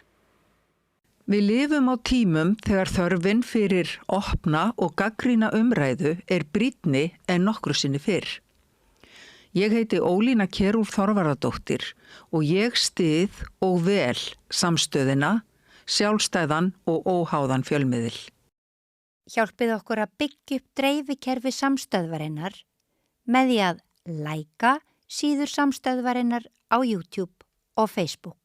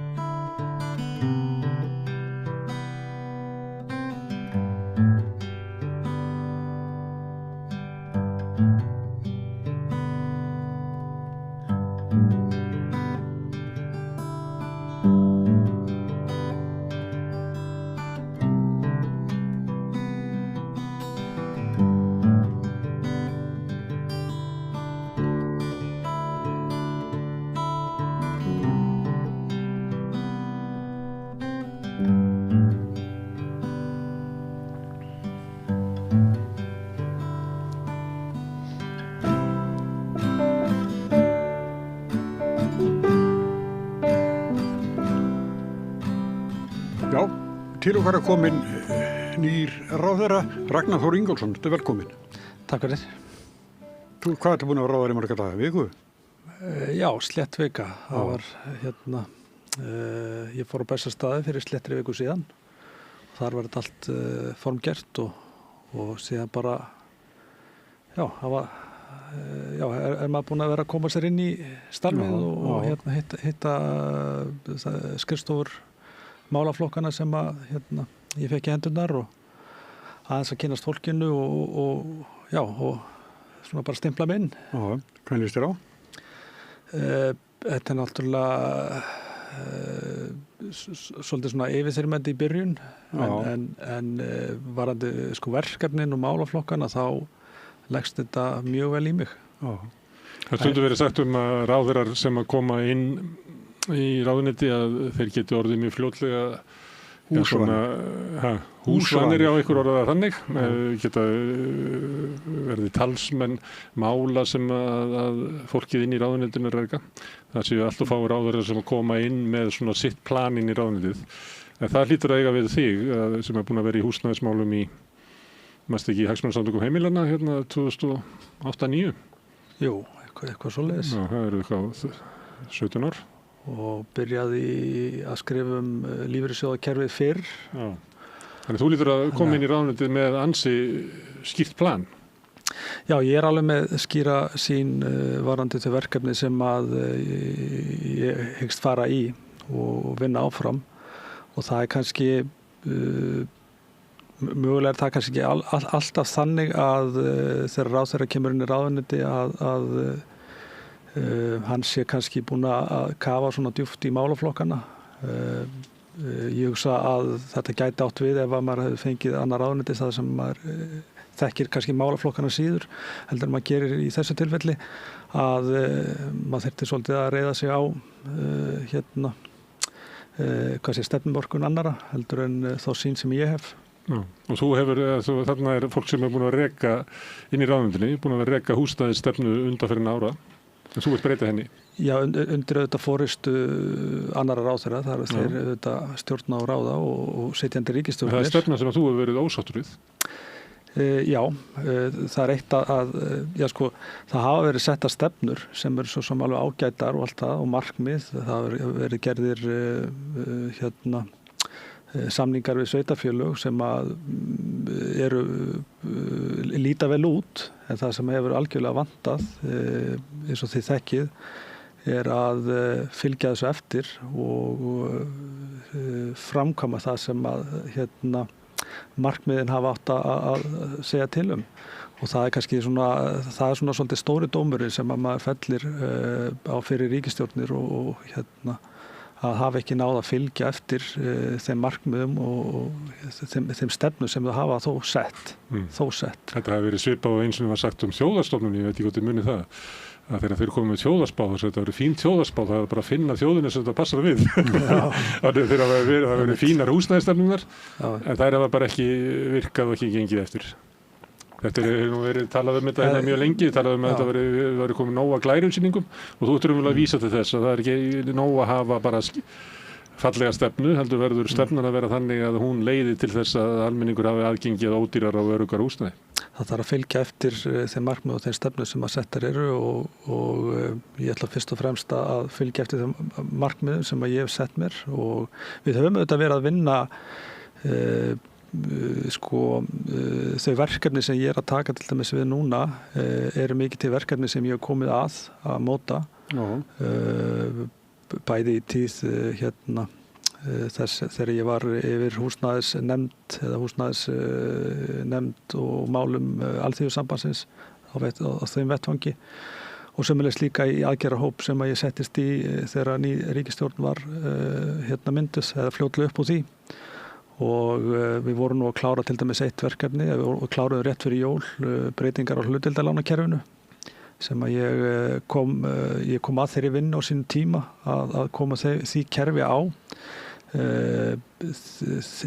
Því kerfi var síðan breytt í meðferð þingsins þannig að það varði eiginlega ekki fuglinn í fiskur, það bara hreinlega virkaði ekki og við gerðum breytingar á því núna rétt fyrir jólin, náðum því máli í gegn sem betur fer að því að það er strax að sýna sig að það er að breytast, það verið afgreiddar meira en 2-falt fleiri umsóknir heldur en í mánuðinu þar undan og síðan veit ég það að við erum að ræða við verktaka sem hafa áhuga að semja sig inn í kerfið.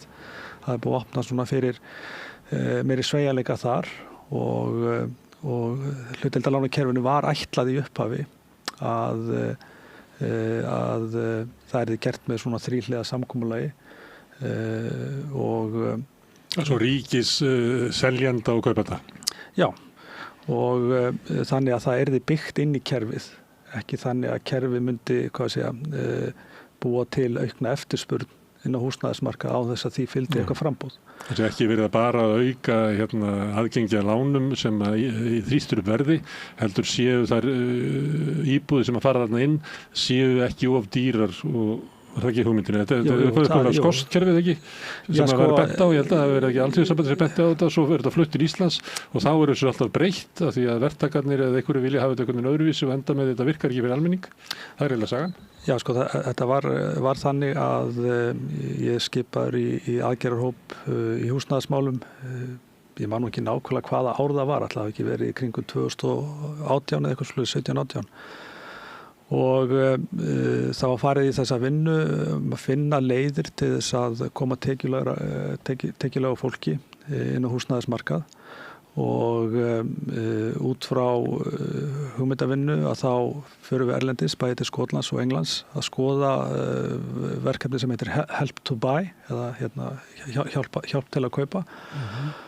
Og þetta eru 2 mjög ólík kerfi. Skotska kerfið er sett á 2006 og er mjög félagslegt kerfi. Það veitir hlutdeildarlán allt upp í 50-60% minni mig að hafa verið og var í sjálfu sér hugsað til þess að koma mjög jaðarsettum hópum inn á húsnæðismarkað þannig að þeir fengu svona eins og þau nota ensku orðið sense of ownership. Síðan það sem þeir gerðu síðan á Englandi, þar var eingöngu verið að hugsa framboðsaukningu og þar voru vikmörk miklu hærri og það gátti, ég man ekki til þess að voru einhver eignamörk eða tekjumörk, það gátti allir farið inn í kerfið, selst úr því strax og farið aftur inn, þetta var mjög opið. Mjög svona markaðsdrifið kerfi.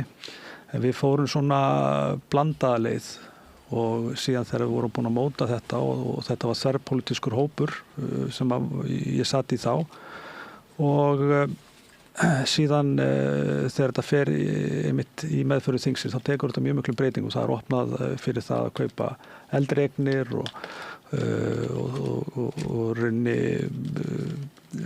virkaði hlutdeildarlánakerfið aldrei sem skildi og það er það sem að okkur tókst að breyta þessi í mjög rétt átt núna og ég er bara mjög vongóður að það fari að virka betur og þannig að við förum að vonandi að sjá verktaka sem eru tilbúinir til þess að leggja lóður og byggja sérstaklega inn í kerfið og það er það sem skiptir máli. Þetta er ekki eina dæmi um það því að staðan í húsnæðismálum er víðast betri en hér. Já. Og það er almenningur með miðlungstekjur og þar fyrir neðan býr víðast við meira húsnæðisöryggi heldur hér. Það er bara talandi. Þannig að við gætum ferðast heiminn og valið bara það besta sem hefur virkað erlendis og fluttað hingað. Einu sinni var verið að brenta almennar íbúðir sem heitir hérna á Íslandi, var sótt til Danmerkur.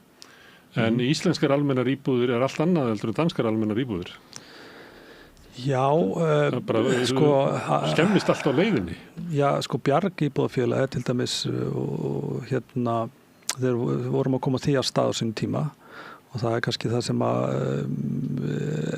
mér finnst og það sem ég ánægði með að vera komin í þetta ráðuneyti og komin í þessa stöðu er að hafa fengið að taka þátt í að byggja upp þessi félög og Bjarg til dæmis á sér danska fyrirmynd sem að heitir AAB og ég held að sé með kringum 20-25.000 íbúðir á Kaupmannahafnarsvæðinu og þetta eru auðvitað ungt félag, það er ekki komin að nema eitthvað 1100 íbúðir þessi félög sem að við erum að byggja kannski hugmyndafræðin okkar á eiga sér sko 100 ára sögu og eru löngu orðin sjálfbær og við hefum auðvitað langt í land með að ná þeim stað.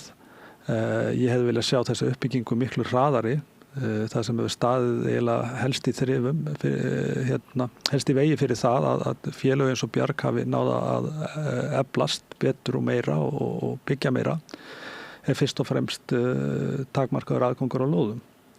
Og ég hef nú rætt það hér í þessum þætti að þegar mest lét eða frá því að við byrjuðum á þessum tíma að byggja, að þá vorum við með þetta 200-300 íbúðir í framleiðslu á hverjum tíma. Þar síðustu áramót 24-5 voru það 60. Þannig að hjá mér er það algjört forgangsverkefni líka að tryggja lóðir fyrir félög sem er að byggja með óhagnaðardrifnum hætti. Og síðan höfum við þetta líka bæði á vettvangi Alþýðusambandsins og í aðgerðarhópnum verið að ræða fjölmargar aðrar lausnir og leiðir, ekki bara fyrir fólk til þess að leigja, heldur líka til að efla stuðning fyrir þá sem að eru jaðarsettir og geta ekki keypt síðan á markaðinn, og höfum verið að skoða félög eins og Óbós í Noregi. Við höfum verið að skoða frekari eflingu hlutdeildarlánakerfisins, þá svona með því að horfa meira til skosku leiðarinnar og margt sem að við höfum verið að vinna að og stefndum að það yrði þá jafnvel hluti aðgerðapakka stjórnvalda. Þannig að það er margt í pípunum og margt að gerast. Skoska leiðin minnir margt á bara verkamannabústaðakerfið sem var eyðilagt hér. Já, það gerir það og við ætlum okkur að efla svona félagslegt eigna íbúðakerfi af því að það er auðvitað bara hafa get og val til þess að geta yfir einhvern tíma eignast þak yfir höfuðið. Þetta hefur gríðarleg áhrif á lífsgæði til framtíðar, sérstaklega eins og fólk sem er að fara á lífeyri núna og stendur utan markaðarins, á ekki fasteign eða hefur lent í áföllum eða mist aðleiguna. Svo er þetta svo markaðurinn bara svo erfiður að segja að fólk skilji bara á 60-aldri og eigið fé dugar ekki fyrir að báði geta keypt sér, það er kannski annar á leigumarkaði og hinn hefur náttúrulega engin eignamyndun orðin þegar þú ert komin á eftirlaunin eða þú ert að kaupa þér eitthvað 56 ára. Þá ertu ekki búin að eignast nema bara 3% af því sem að það er bara lánin er ekkert byrjað að greiðast niður. Þannig að fólk kemur bara alls konar ástæðum, mjög skuldust inn á efri árin sem að eins og við höfum ekki séð fyrir okkur að gæti gerst. Þetta er bara hópur sem að við höfum bara látið eins og sé bara getið sjálfsögum kent. En þetta er að verða stórir hópar. Já, og í gríðarlega þröngri stöðu og þetta er alveg rétt sem þú segir og svo líka annað í þessu líka að það er tímasetningin, hvenær fæðistu. Hvenær, á hvaða tímabili þegar þú þarft að kaupa þak yfir höfuð, hvernig er markaðurinn akkord á þeim tímapunkti og það er í sjálfu sem bara hapadrætti. Margir sem keyptu 2007 og 2008, þær fjölskyldur eru bara í stórkostlegum vanda en... Já, það þurfti að byrja algjör upp á nýtt og ekki bara árið eftir. Nei, ég er að segja. Þeir eru búin að vera lokaðir inn á leigumarkaði síðan. Ekki fyrir en kannski 10 árum setna og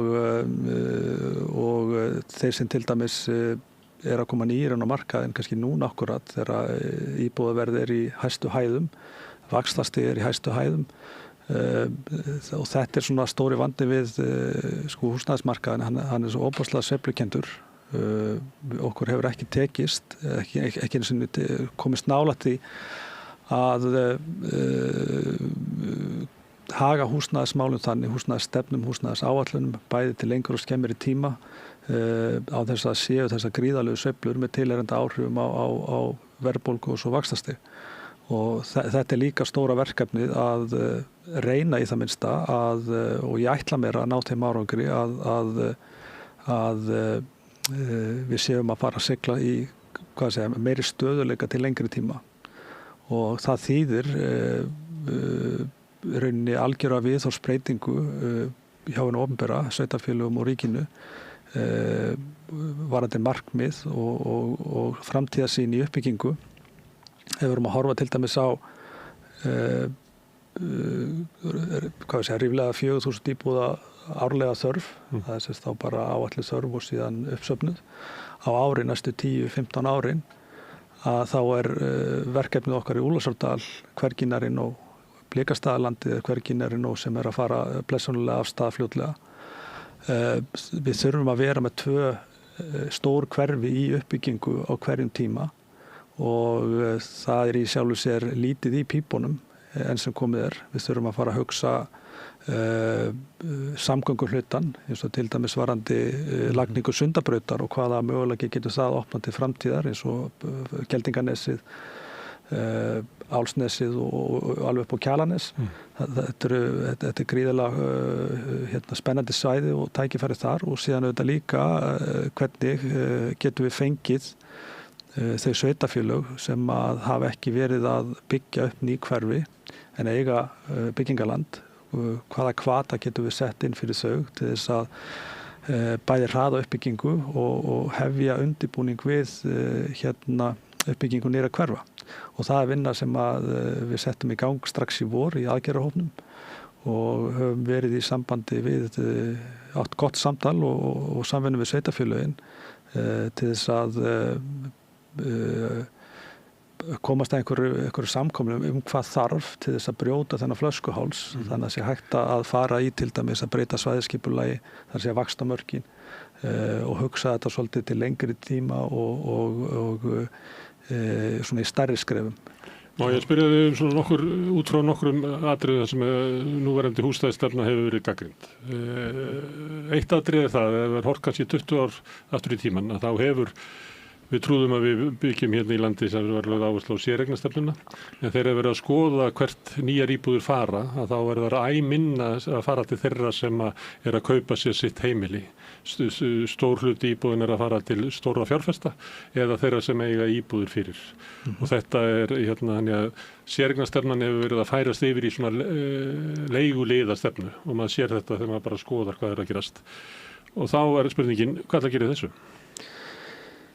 Það sem búið að gera og verið að gera eitt af því sem hefur verið vandamál og við vorum mikið að ræða á sín tíma á vettvangi húsnæðismála hjá Alþýðusambandinu þessi innbyggði hvati fyrir skammtíma fjárfesta að kaupa sig inn á markaðinn. Það veittur afsláttur af tekjuskatti. Það eru fjárfesting í að kaupa vegg á Íslandi, bara besta fjárfesting. Já, og þetta er mjög góð fjárfesting og allt það. Skammtímaleiga til ferðamanna, Airbnb, þetta hefur verið algjörlega hömlulaust, gefin út ótímabundin leyfi, rauninni, þetta er komið í algjört óefni. Eftirlit með þessum markaði, skammtímalegunni mjög báborinn, þjónusta og aðstoð við leigjendur sem að hafa þurft að þola linnulausar hækkanir án nokkurs tilefni annars heldur en þeirra skortstöðu sem hefur myndast á húsnæðismarkaði. Og það sem að við höfum gert í þessu að við höfum tekið út skattalega hvata, vorum reyndar gagnrýnd fyrir það og ég skil það vel að margir vildu meina það að þetta myndi hækka leiguverð, en leiguverð hefur auðvitað stjórnast fyrst og fremst á þessu markaðsbresti og þessari skortstöðu, bursi frá því hvort að einhver skattaafsláttur verið tekin af eða ekki, að þá leiga fyrst að það stilt af út af þeim skorti sem Þörf leigjanda fyrir að eignast heimili sem ræðu verðinu, sem gríðarleg, það ekki hægt að búa á götunni en ekki kostnaður leigusalans. Svo bara ferðins hátt og mögulegt þannig til fólk selur eða borgar með hvítunur augunum til þess að komast í hús. Já, og það er það sem markaðurinn hefur gert, bursi frá kostnaði og við vitum það hvort sem það eru stór leigufélög eða smærri fjárfestar, að þeir hafa keyrt í sjálfu sér leiguna, hún liggur bara í sársaukamörkunum. Það bara, ef að menn komast herra þá fara þeir herra.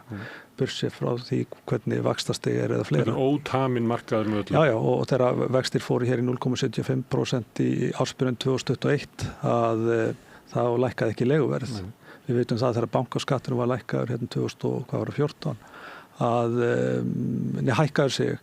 Það hafði engin áhrif á þjónustugjöld eða neitt slíkt. Við skoðum þetta mjög vel en síðan þegar bankaskattur var lækkaður aftur og þá var útibúin lokað, fólki var sagt upp og þjónustugjöld hækkuð og nýjum bætt við.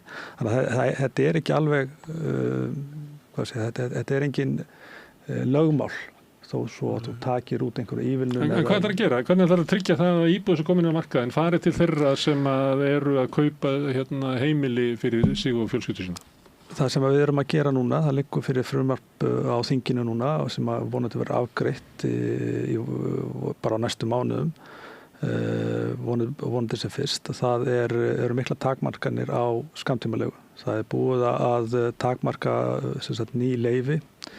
En núna verða ótímaband með þessu frumvarpi að þá mun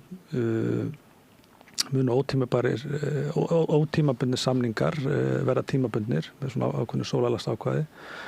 Þannig að það verður þrengt töluvert að skammtímalegunni og það er bara eitt risastórt mál.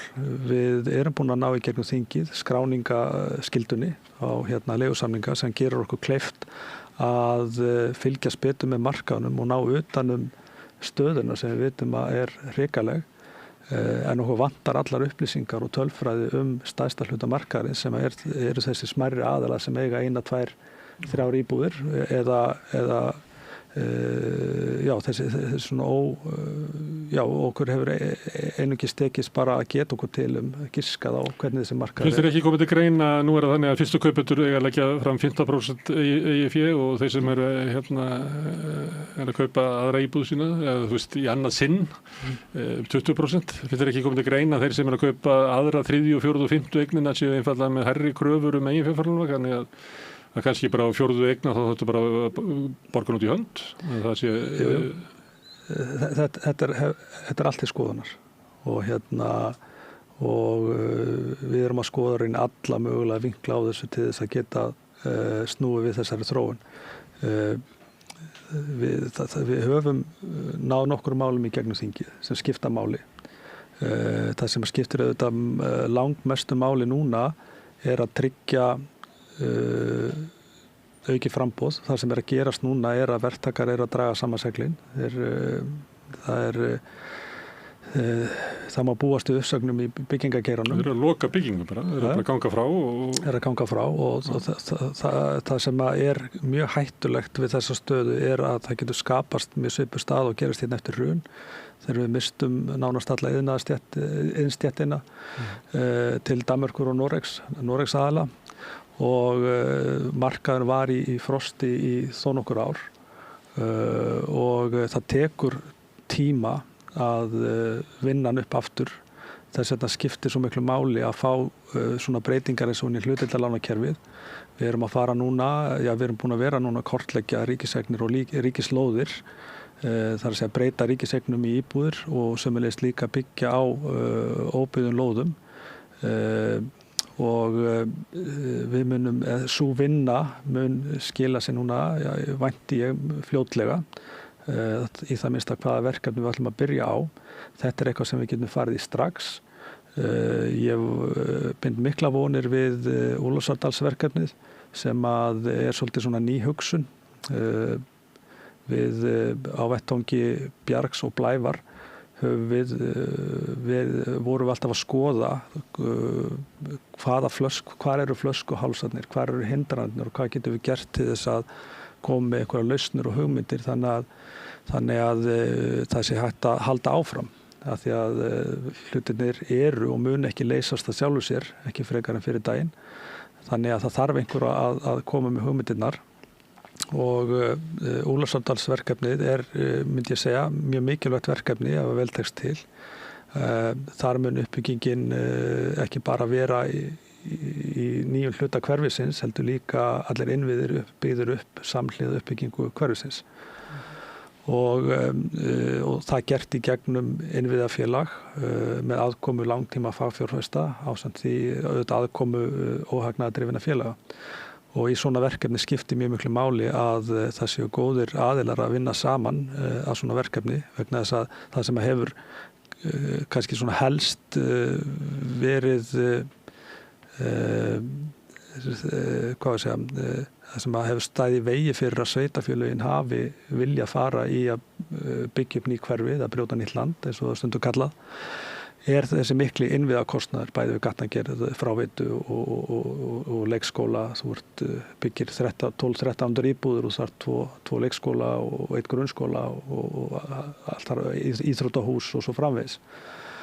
Og meira segja þessir flottu innviðir sem eru konur upp í Úlfarsárdal, þeir eru eiginlega bara sprungnir. Skólinn fullur og tekur ekki við meiru og við sjáum til dæmis hverfi sem að byggjast upp á Höfðabakkanum. Það að koma mikið af stórum blokkum þar.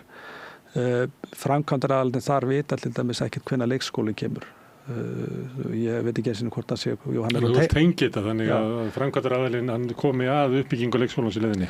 Já, og þetta gefur líka ákveðin tækifæri þar sem að svo aðferðafræði sem sum sveitarfélög, nú alls ekki öll, hafa verið að beita varðandi uppbyggingu á innviðum eins og grunnskólum og jafnvel leikskólum og fleira með einhvers konar hugmyndasamkeppni og hönnunarsamkeppni og kannski það verður vantað alla praktík og við bindum vonum við að það sé hægt að gera þetta í góðu jafnvægi. Við leggjum mjög mikla áherslu á til dæmis félagslega blöndun sem gríðarlega mikilvæg í uppbyggingu hverfa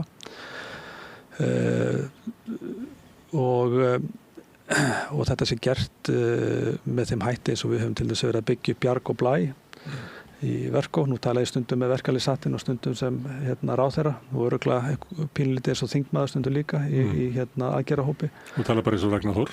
Bara eins og Ragnar Þór, bara út allt. En þetta skiptir allt máli og sem sagt já. Ok, ef við má fara yfir umbreytinguna sem varð frá því að svona megin þorri íbúða fóru til þeirra sem voru að kaupa sér heimili þangað til að það orðið mikill minnihluti. Það sem þið ætla að gera sko, fjárfestinguna í húsnæði fyrir þá sem eru að horfa á það fyrst og fremst sem sko, fjárfestingatækifæri, gera hana ókræsilegri. Mögulega takmarka aðgengið þeirra þannig að þeir séu með strangari kröfur veðhæfni og annað slíkt. Þið ætla að fjölga byggingum inn á markaðinn sem að leiði þá til þess að fleiri sem er að kaupa sér sitt eigi heimili hafi aðgengið þeim. Auka stuðning þeirra sem eru tekjulegri við það? Auki framboð húsnæði lykillinn í þessu en það sem líka erfitt í þessu líka að ef þú ætlar að byggja upp 2-3-4 íbúðir í nýju hverfi og þú þarft að hafa félagslega blöndun núverandi samningar við sveitarfélögin sem að hafa skuldbundið sig til þess að vera innan þess ramma sem að til dæmis 35% hlutvallið af hagkvæm eða íbúðum á viðráðanlegu verði. Það þýðir að það þarf að byggja hinn hlutan líka og þannig að það skiptir mjög miklu máli að það sé vandað til verka þegar að farið er á stað að við séum ekki að byggja bara félagslegt. Ég bjó tímabili í Fellahverfinu og ég hef verið mikið talað það eins og það hefur verið eitthvað slæmt hverfi.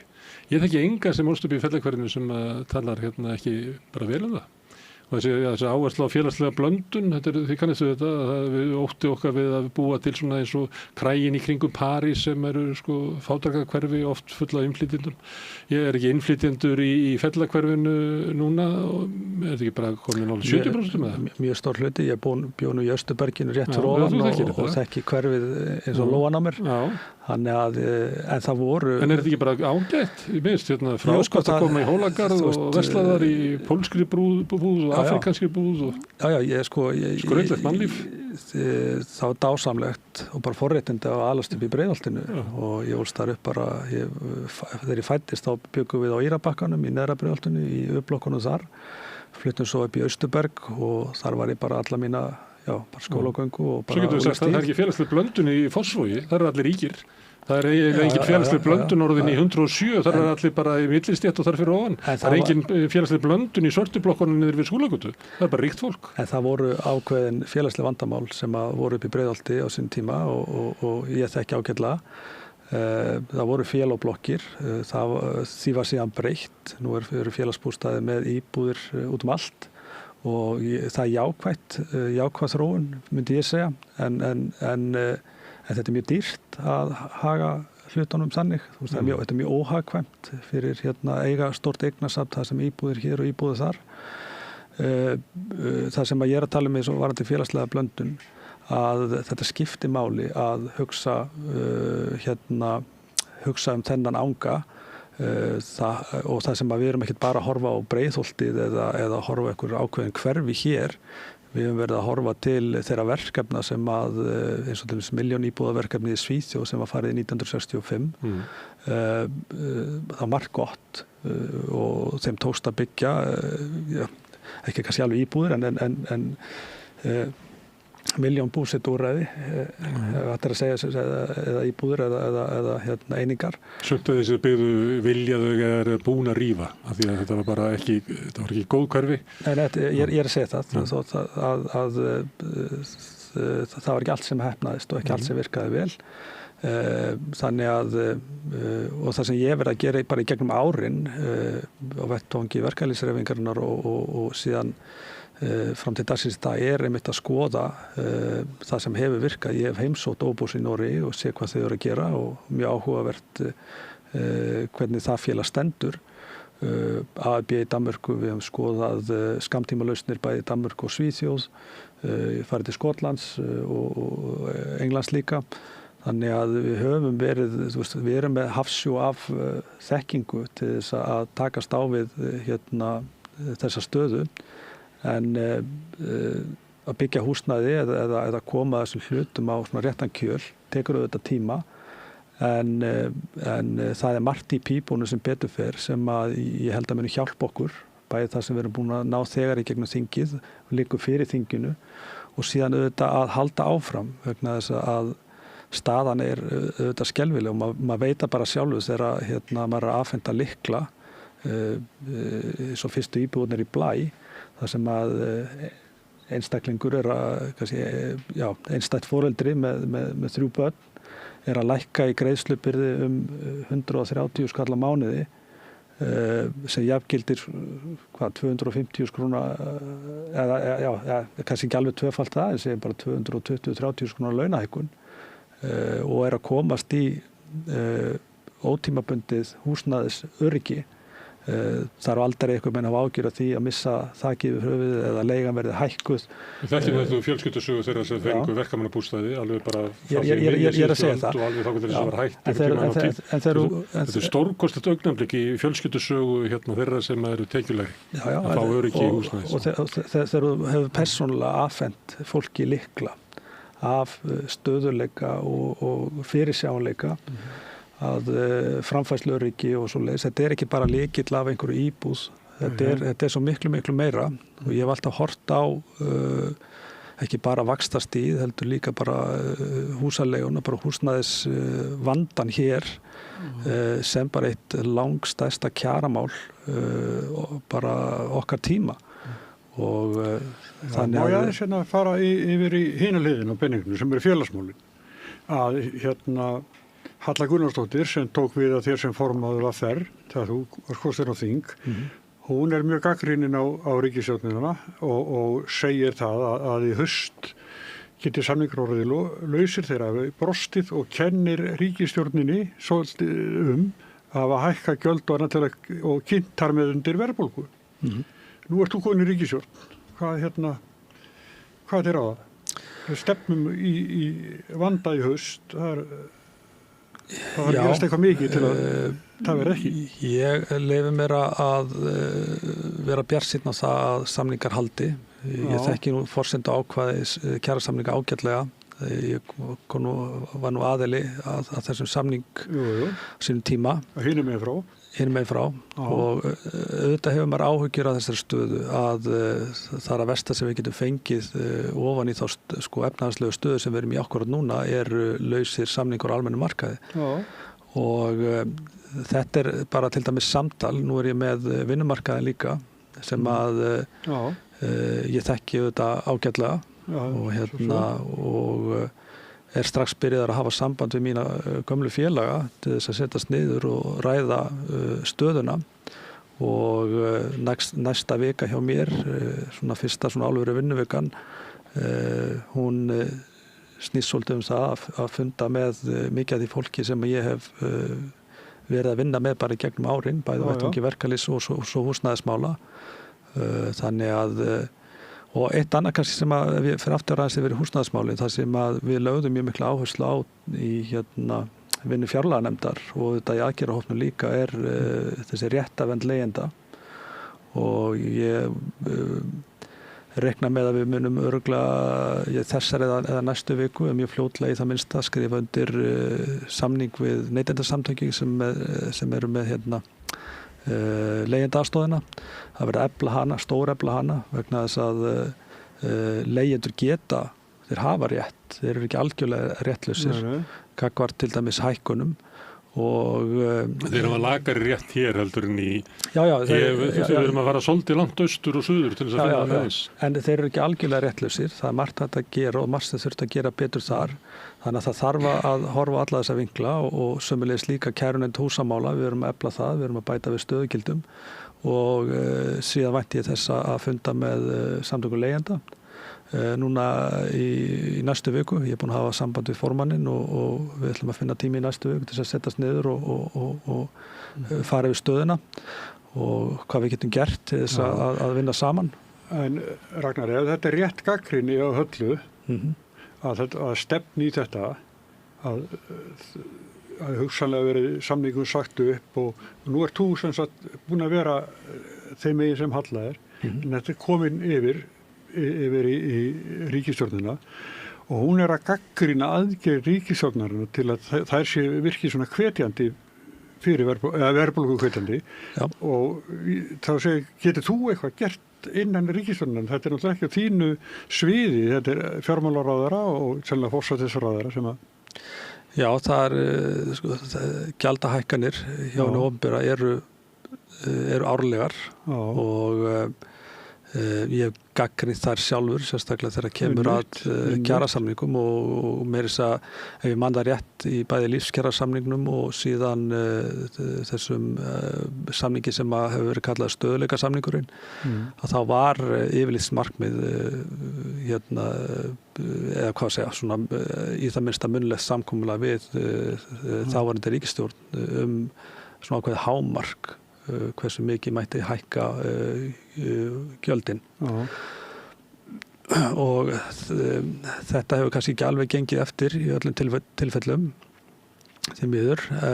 Ég hef ágjör af þessu líka en hins vegar ef ég man það rétt að þá eru í forsendu ákvæðunum ekki bara 12 mánaða verðbólgu ákvæði heldur líka 6 mánaða þannig að þó að staðan sé mögulega þung í byrjun árs og þegar að gjaldskrárhækkanir fara að býta inn í vísitöluna og síðan auðvitað líka einhverju leyti til kjarasamningsbundnar launahækkanir að þetta verði svolítið framþungt á árinu verðbólguskotið eða áhrifin á neysluvísitöluna en síðan takist okkur og þess vegna ætla ég nú að funda með mínum félögum úr verkalýðshreyfingunni. Ég byrja fundina bara núna strax eftir helgi. Það er ekki verkalýðshreyfingi sem er að hækka verð. Það er ríkið og opinbera og fyrirtæki. Ég geri mig grein fyrir því en ástæðan fyrir sem að lofuðu að halda hemja sitt fólk en ástæðan fyrir að funda með mínum gömlu félögum er auðvitað til þess að við getum verið í góð og traustu sambandi og fundi leiðir og við getum þá hjálpa upp á stað að mynda ákveðið aðhald af því að eins og þú bendir rétt til á Smári að þá hafa fyrirtækin ekki gert sitt, það bara liggur fyrir. Ég skoða ennþá framleiða hlutvöll og framleiða tölur fyrirtækjana bara eins og ég gerði alltaf í mínu fyrra starfi til þess að sjá svona, hvort að þau séu að leggja sitt að mörkum í baráttunni við að halda hér verðlagi niðri og þannig verðbólgu og svo virðist ekki vera. Ekki bankarnir. Arðsemi hefur aukast og ekki Seðlabankinn. Og bankarnir líka og ekki Seðlabankinn, það er alveg rétt. Og maður sýnir svona að þetta gamalkunna stef atvinnulífsins í öllum þeim kjarasamningum sem ég hef tekið þátt í að þau muni sína aðhald en síðan þegar búið að skrifa undir að þá geta það ekkert gert og þau stjórna ekki fyrirtækjunum og þetta er svona svolítið það sem að verkalýðshreyfingin hefur verið að eiga við aftur og það er svo sem ekki töfralausn á því hvernig hægt er að mynda þetta mikla aðhald sem að atvinnulífið eða fyrirtækin þurfa varðandi arðsemiskröfu og verðlagshækkanir aðra heldur en með öflugum forsenduákvæðum kjarasamninga og það eru í sjálfu sér það er eiginlega það eina sem ræður því hvort að það sé eitthvað raunverulegt aðhald á fyrirtækjum eða ekki eru bara rauninni Þú vildi fá slík ákvæði inn en fékkst ekki? Ég vildi hafa það miklu sterkari eins og þau voru til dæmis í þjóðarsáttasamningunum að það þurfti að fara í viðbragð ef ákveðna forsendur gengu gettir voru miklu sterkari forsenduákvæði og aðhaldið var miklu meira en á þeim tíma þá fór ég úr því bandalagi eingöngu út af því að ég var ekki tilbúin til þess að fara þessa leið með þetta veikum forsenduákvæðum. En Ragnar, miðað við fortíðina, þú ert búin að vera varaforseti Alþýðusambandsins, formaður VR og Landssambands verslunarmanna og verið mjög áberandi í þeirri vinnu. Ef þetta fer þannig að verkalýðsfélögin þau bara segja samningum lausum, forsendur brostnar, þú sem félagsmálaráðherra komin sem sagt alveg hinum megin, það er þetta mikið áfatt bara fyrir því persónulega við hefum alla þá vinnu sem þú búin að leggja á leiðinni hinum megin frá. Ég myndi ekki segja að þetta var eitthvað sérstætt áfall þetta eru stundum bara að þróast hlutirnir með öðrum hætti heldur en Ragnar var svolítið gagnrýnandi á þessu samninga. Þegar samningarnir voru þú gekkst frá samningsborði? Já, ég gerði það og það var einmitt út af fyrst og fremst forsendu ákvæðunum. Ég taldi forsendu ákvæða samningarna ekki nægilega sterk. Þannig þú myndir vilja vera búin að segja þeim upp? Bara nú í haust? Af því að vextir Seðlabankans lækkuðu ekki og þá væri bara besta fyrir Íslands samfélag að verkalýðshreyfingin myndi semja upp á nýtt. Ef ég má vitna í Ragnar Þór fyrrverandi formann Þetta snýst allt aðhald. Það hefði verið skynsamlegra fyrir alla aðila að ganga lengra. Síðan er það auðvitað matsatriði og var það á þeim tíma hvort að fólki fannst það bara hreinlega gerlegt að fara í einhverja meira hátta baráttu og jafnvel verkföll fyrir öflugri eða sterkari forsenduákvæðum. En það eru þetta bara, þú veist... Eða raunhæfum aðgerðum í húsnæðismálum sem er kannski stærsta kjarabótin sem hafa rétt að fá? Já, ég meina að þú veist, það kom í kjarasamningar hafa yðurlega verið þeir samningar sem ég myndi segja hafi skilað millistéttin, verka- og láglaunafólki sérstaklega mestum réttindum eða úrbótum. Það var gert með uppbyggingu Breiðholtsins og verkamannabústaðakerfinu. Þetta er allt í gennum kjarasamninga, almenna íbúðakerfinu 2015 sem var síðan undanfari Bjargs og síðan Blævar. Þannig að kjarasamningar eru gríðarlega mikilvægir og ríkið hefur komið að kjarasamningum allavega síðan ég byrjaði í Verkó 2009 þá hefur ríkið verið raunni órjúvanlegu partur af lausn og gerði langtíma kjarasamninga og ég líti ekki á það þú veist þó að forsendur haldi ekki, þá líti ég það ekki sem eitthvað áfall fyrir mig persónulega eða einhvern annan, heldur bara fyrst og fremst það að það þá bara setjast niður og tekna upp nýtt plan og nýjar aðgerðir. Það má líka vel vera að inn í SA séu raddir sem að vilja bara þennan samning að hann verði felldur og að við snúum aftur á samningsborðinu vegna þess að hér hefur verið samdráttur í efnahagslífinu og engar forsendur fyrir þeim kjara hækkunni sem að þó í þessu samningi. Ég meina við veitum ekkert. Þessi rödd alltaf til að inni. Það eru tveir aðilar við þetta borð og þeir munu báðurinn sig hafa þá í það minnsta rétt á að segja samningum upp eða að koma með eitthvað meira að borðinu sem að getur stutt betur við þá kjarasamninga sem að voru undirritaðir í ársbyrjun 24. Herru, má ég aðeins fara húsnæðismálum, því að þú varst að byrja sem ráðherra í fyrir viku og ég meina ríkisstjórnin, það er möguleiki að þú verður í 3 ár. Það er búin að vera mikla sviftingar á ráðherrum Flokks fólksins, þannig að miðað við það þá verður farin páskana. Við gerum ráð fyrir að þú horfir til næstu 3 ára býstu við.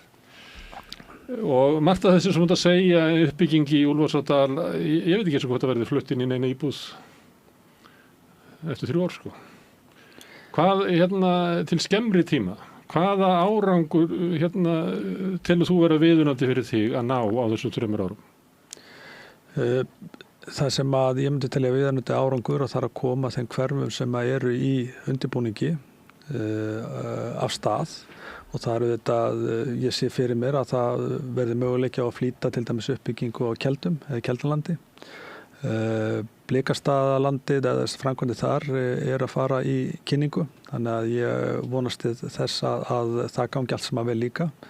Það eru fyrsti fasin allavega þar, sýnist mér vera 1200-1300 íbúðir sem að verður farið í að byggja.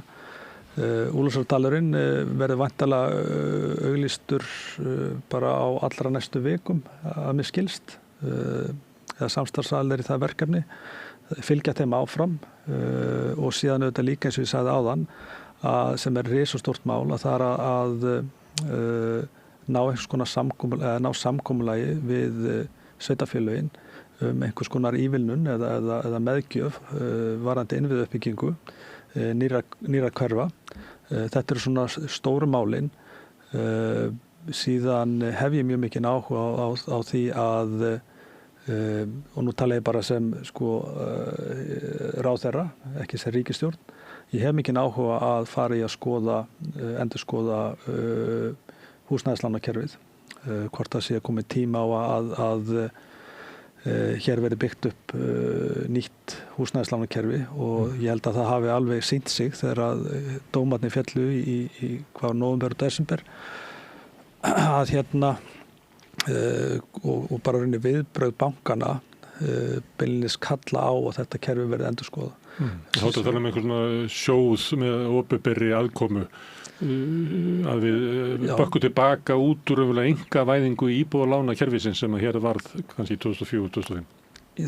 Með hvernig viðbrögð bankana voru við þessum dómum sem að þá tel ég það alveg ljóst að við getum ekki unnað við þetta fyrirkomulag, engan veginn og það þarf að fara og það þarf að skoða fleiri leiðir, það er alltaf mín skoðun, þetta er ekki kannski beinstefna ríkisstjórnar en ég mun sannarlega beita mig fyrir því. Og síðan þessar skammtíma aðgerðir sem að og það er gríðarlega mikilvægt að við höldum dampi í uppbyggingu þó svo að íbúðir sem að eru hafa verið framleiddar núna allar síðustu ár hafa ekki verið þær íbúðir sem markaðurinn kalla eftir, það eru dýrar og það eru mögulega ekki kannski á þeim stöðum sem fólk vill búa og svo framvegis, þetta geta verið margar aðstæður og vaxtastigið hefur auðvitað spilað mjög stóran hlut þar líka en það er að fara í þessar skemmri tíma aðgerðir og þá erum við að horfa og vonandi getum við kynnt allavega fyrstu aðgerðirnar sem að snúa því að nýta ríkislóðir. Þetta eru yfirleitt verkefni sem að er nokkuð ég segi ekki einfalt alveg, það ekkert einfalt þegar kemur uppbygging og húsnæðismarkaði, ekkert einfalt, en við höfum verið í mjög góða samtali við Reykjavíkurborg og eigum eftir að taka samtal líka við önnur sveitarfélög þar sem ríkið á byggingaland að hraða öllum ferlum og koma þeim verkefnum áfram og sömulegis líka að breyta ríkisegnum í íbúðir sem að var eitt af stefnumálum ríkisstjórnarinnar og það líka spennandi að sjá hvernig okkur gengur að vinna það áfram. En ég vænti þess að innan skams, ég held að ég sé frekar að tala í vikum heldur lengri tíma að við getum kynnt allavega fyrsta fasan í þeirri uppbyggingu og það eru þá verkefni sem geta hafist í sjálfu sér strax. Nú þú verið að gagnrýna húsnæðiskerfið svolítið lengi í mörg ár með Ástölu og þú nefndir áðan formann Neytendasamtakanna Guðmund Rafn. Þið hefur svolítið verið stundum bara mótmælafundum af því að þið hefur ekki verið að sitja við borðið. Ertu með stuðning til þess að breyta kerfinu inn í ríkisstjórn?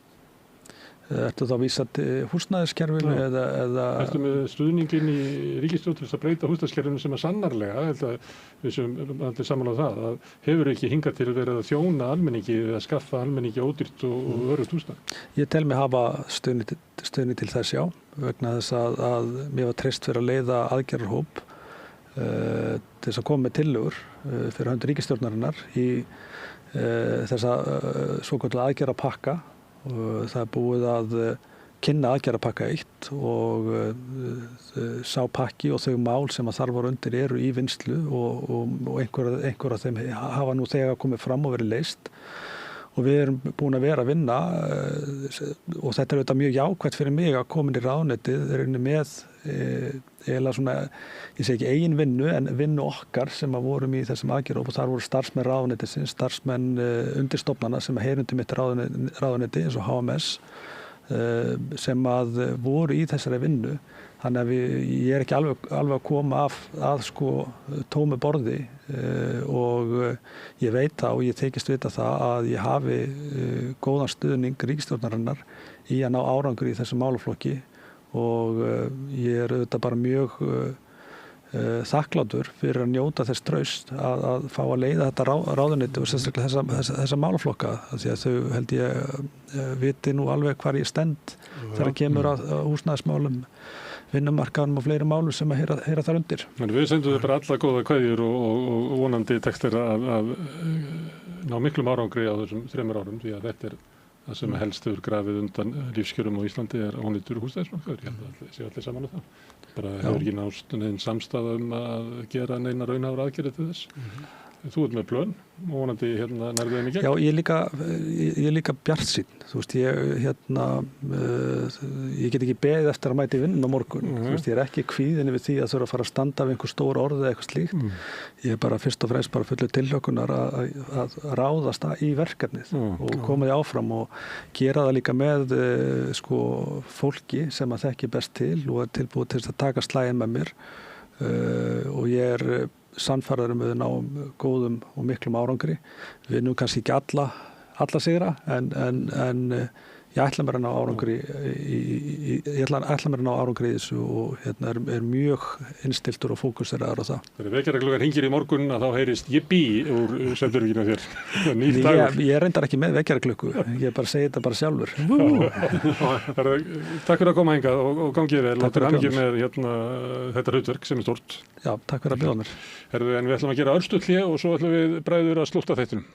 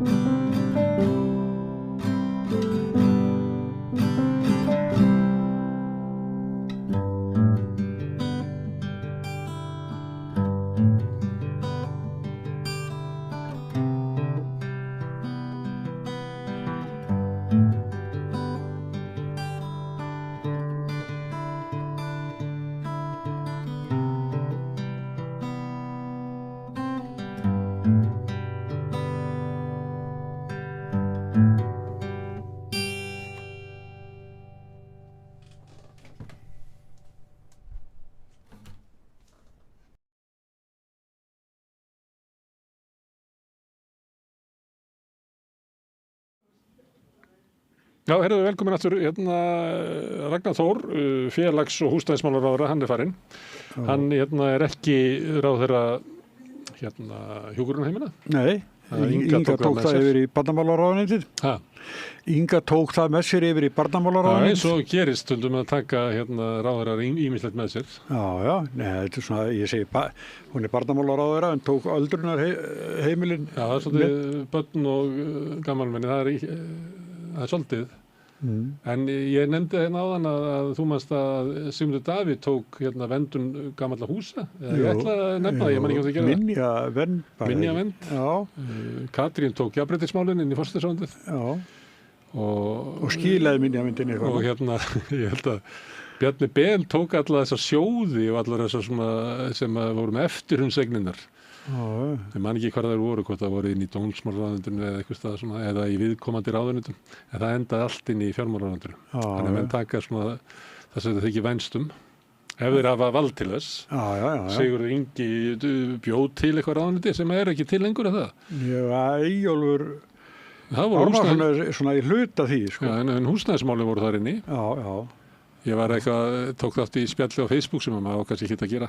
Það var einhver að hneykslast á því að það væri búið að flytja húsnæðismálin yfir í félagsmálaráðuneytið. Fast það fáránlegt. Þau hefur verið þar síðan 1939, sko. Bara frá því að félagsmálaráðuneytið var búið til. Það var húsnæðismálin við þar. Fyrir utan enn smá tíma þetta fór inn í innviðaráðuneyti. Já. En svona fólk fljótt að skipta vegna þess að það er náttúrulega eftir á hyggja. Það var þetta mjög sérstakt að flytja húsnæðismálin inn í innviðaráðuneytið því þá ertu að segja að húsnæðismál sé svona eins og byggingaframkvæmdir. Það bara að flytja það til verktakana. En ég meina við upplifum húsnæðismál fyrst og fremst sem félagsmál. Það er stundu sagt að húsnæðismál séu svona, maður getur ímyndað sér svo kúlu, þar sem að öll félags- og velferðarkerfið hvílir á. Þannig ef að þessi kúla er völd, að þá skiptir engu máli hvað stuðning þú veitir félagslega eða aðstoð við fólk sem að koma út úr geðrænni meðferð eða áfengismeðferð eða eitthvað. Ef húsnæðismálin alltaf í steik, þá er þetta alltaf aðal vandamál fólks. Já.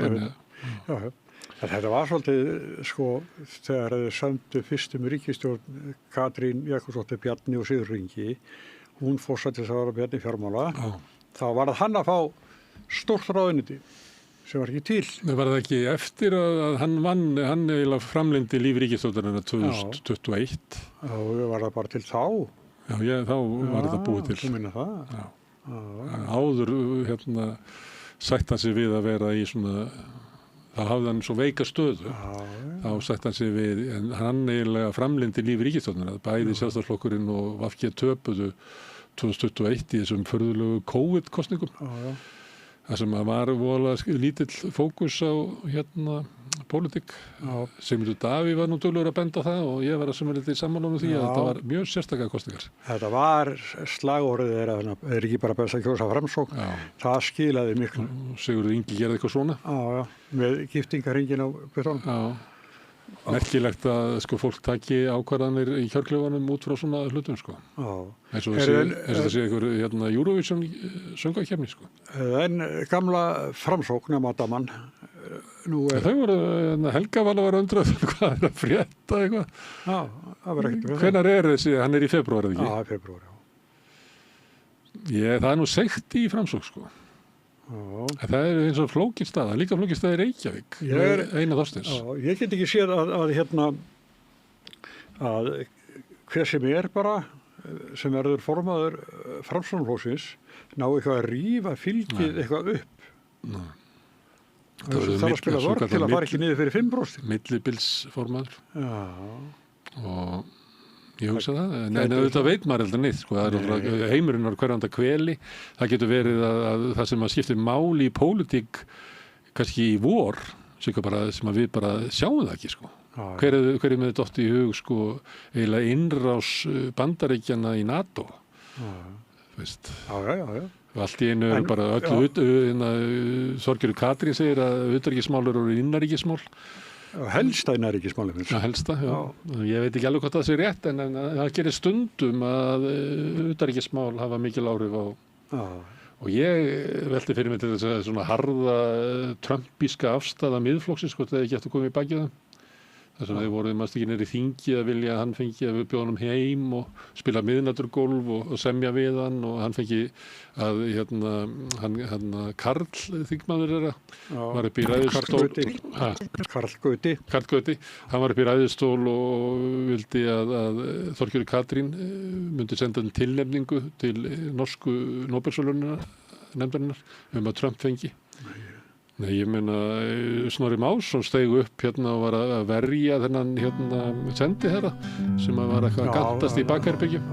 Hvalrekan. Já, fannst Sigmar Guðmundsson vera allt og slæmi við hann og þannig að þeir eru svo fljótir að fara í vörn. Þeir eru fara í vörn fyrir einhver máltrömp sem bara allt skynsamt fólk myndi segja við það, sko, bara, nei, sleppið þessu. Ég áður ég kom hingað í morgun, þá fór ég svolítið að fletta Facebook og það eru konar svo margar háðungar myndir af Donald Trump eftir að hann fekk hengi upp á vegg skjöldi frá Nóbels og að fólk bjóðst til að senda honum hitt og þetta Já, margir finnir hann að fá afhent eitthvað skjöld fyrir að hafa unnið kvennamót í tennis og það er svona, ég svo eitt sumo-glímumann koma með velunum til hans.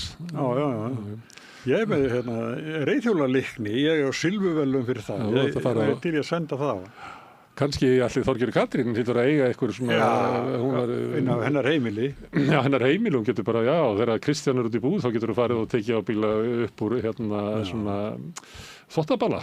Það er velunin hans. Já, hann er eflaust marga. Það var Valbjörn Þorláksson ekki sem að geymdi sín velun í þvottabala. Jú, ég minna að vera hann, jú. Já, hendi alltaf þegar hann kom heim, hendi í bala. Já. En ég setti mig nú reyndar í samband. Þorgerður held ég að við fengið eitthvað svona velun eða viðurkenningu eða þáttöku sem handboltadómari. Þorgerður Katrín. Já, hún var dómari, já. Þau læfður handboltadómari. Já.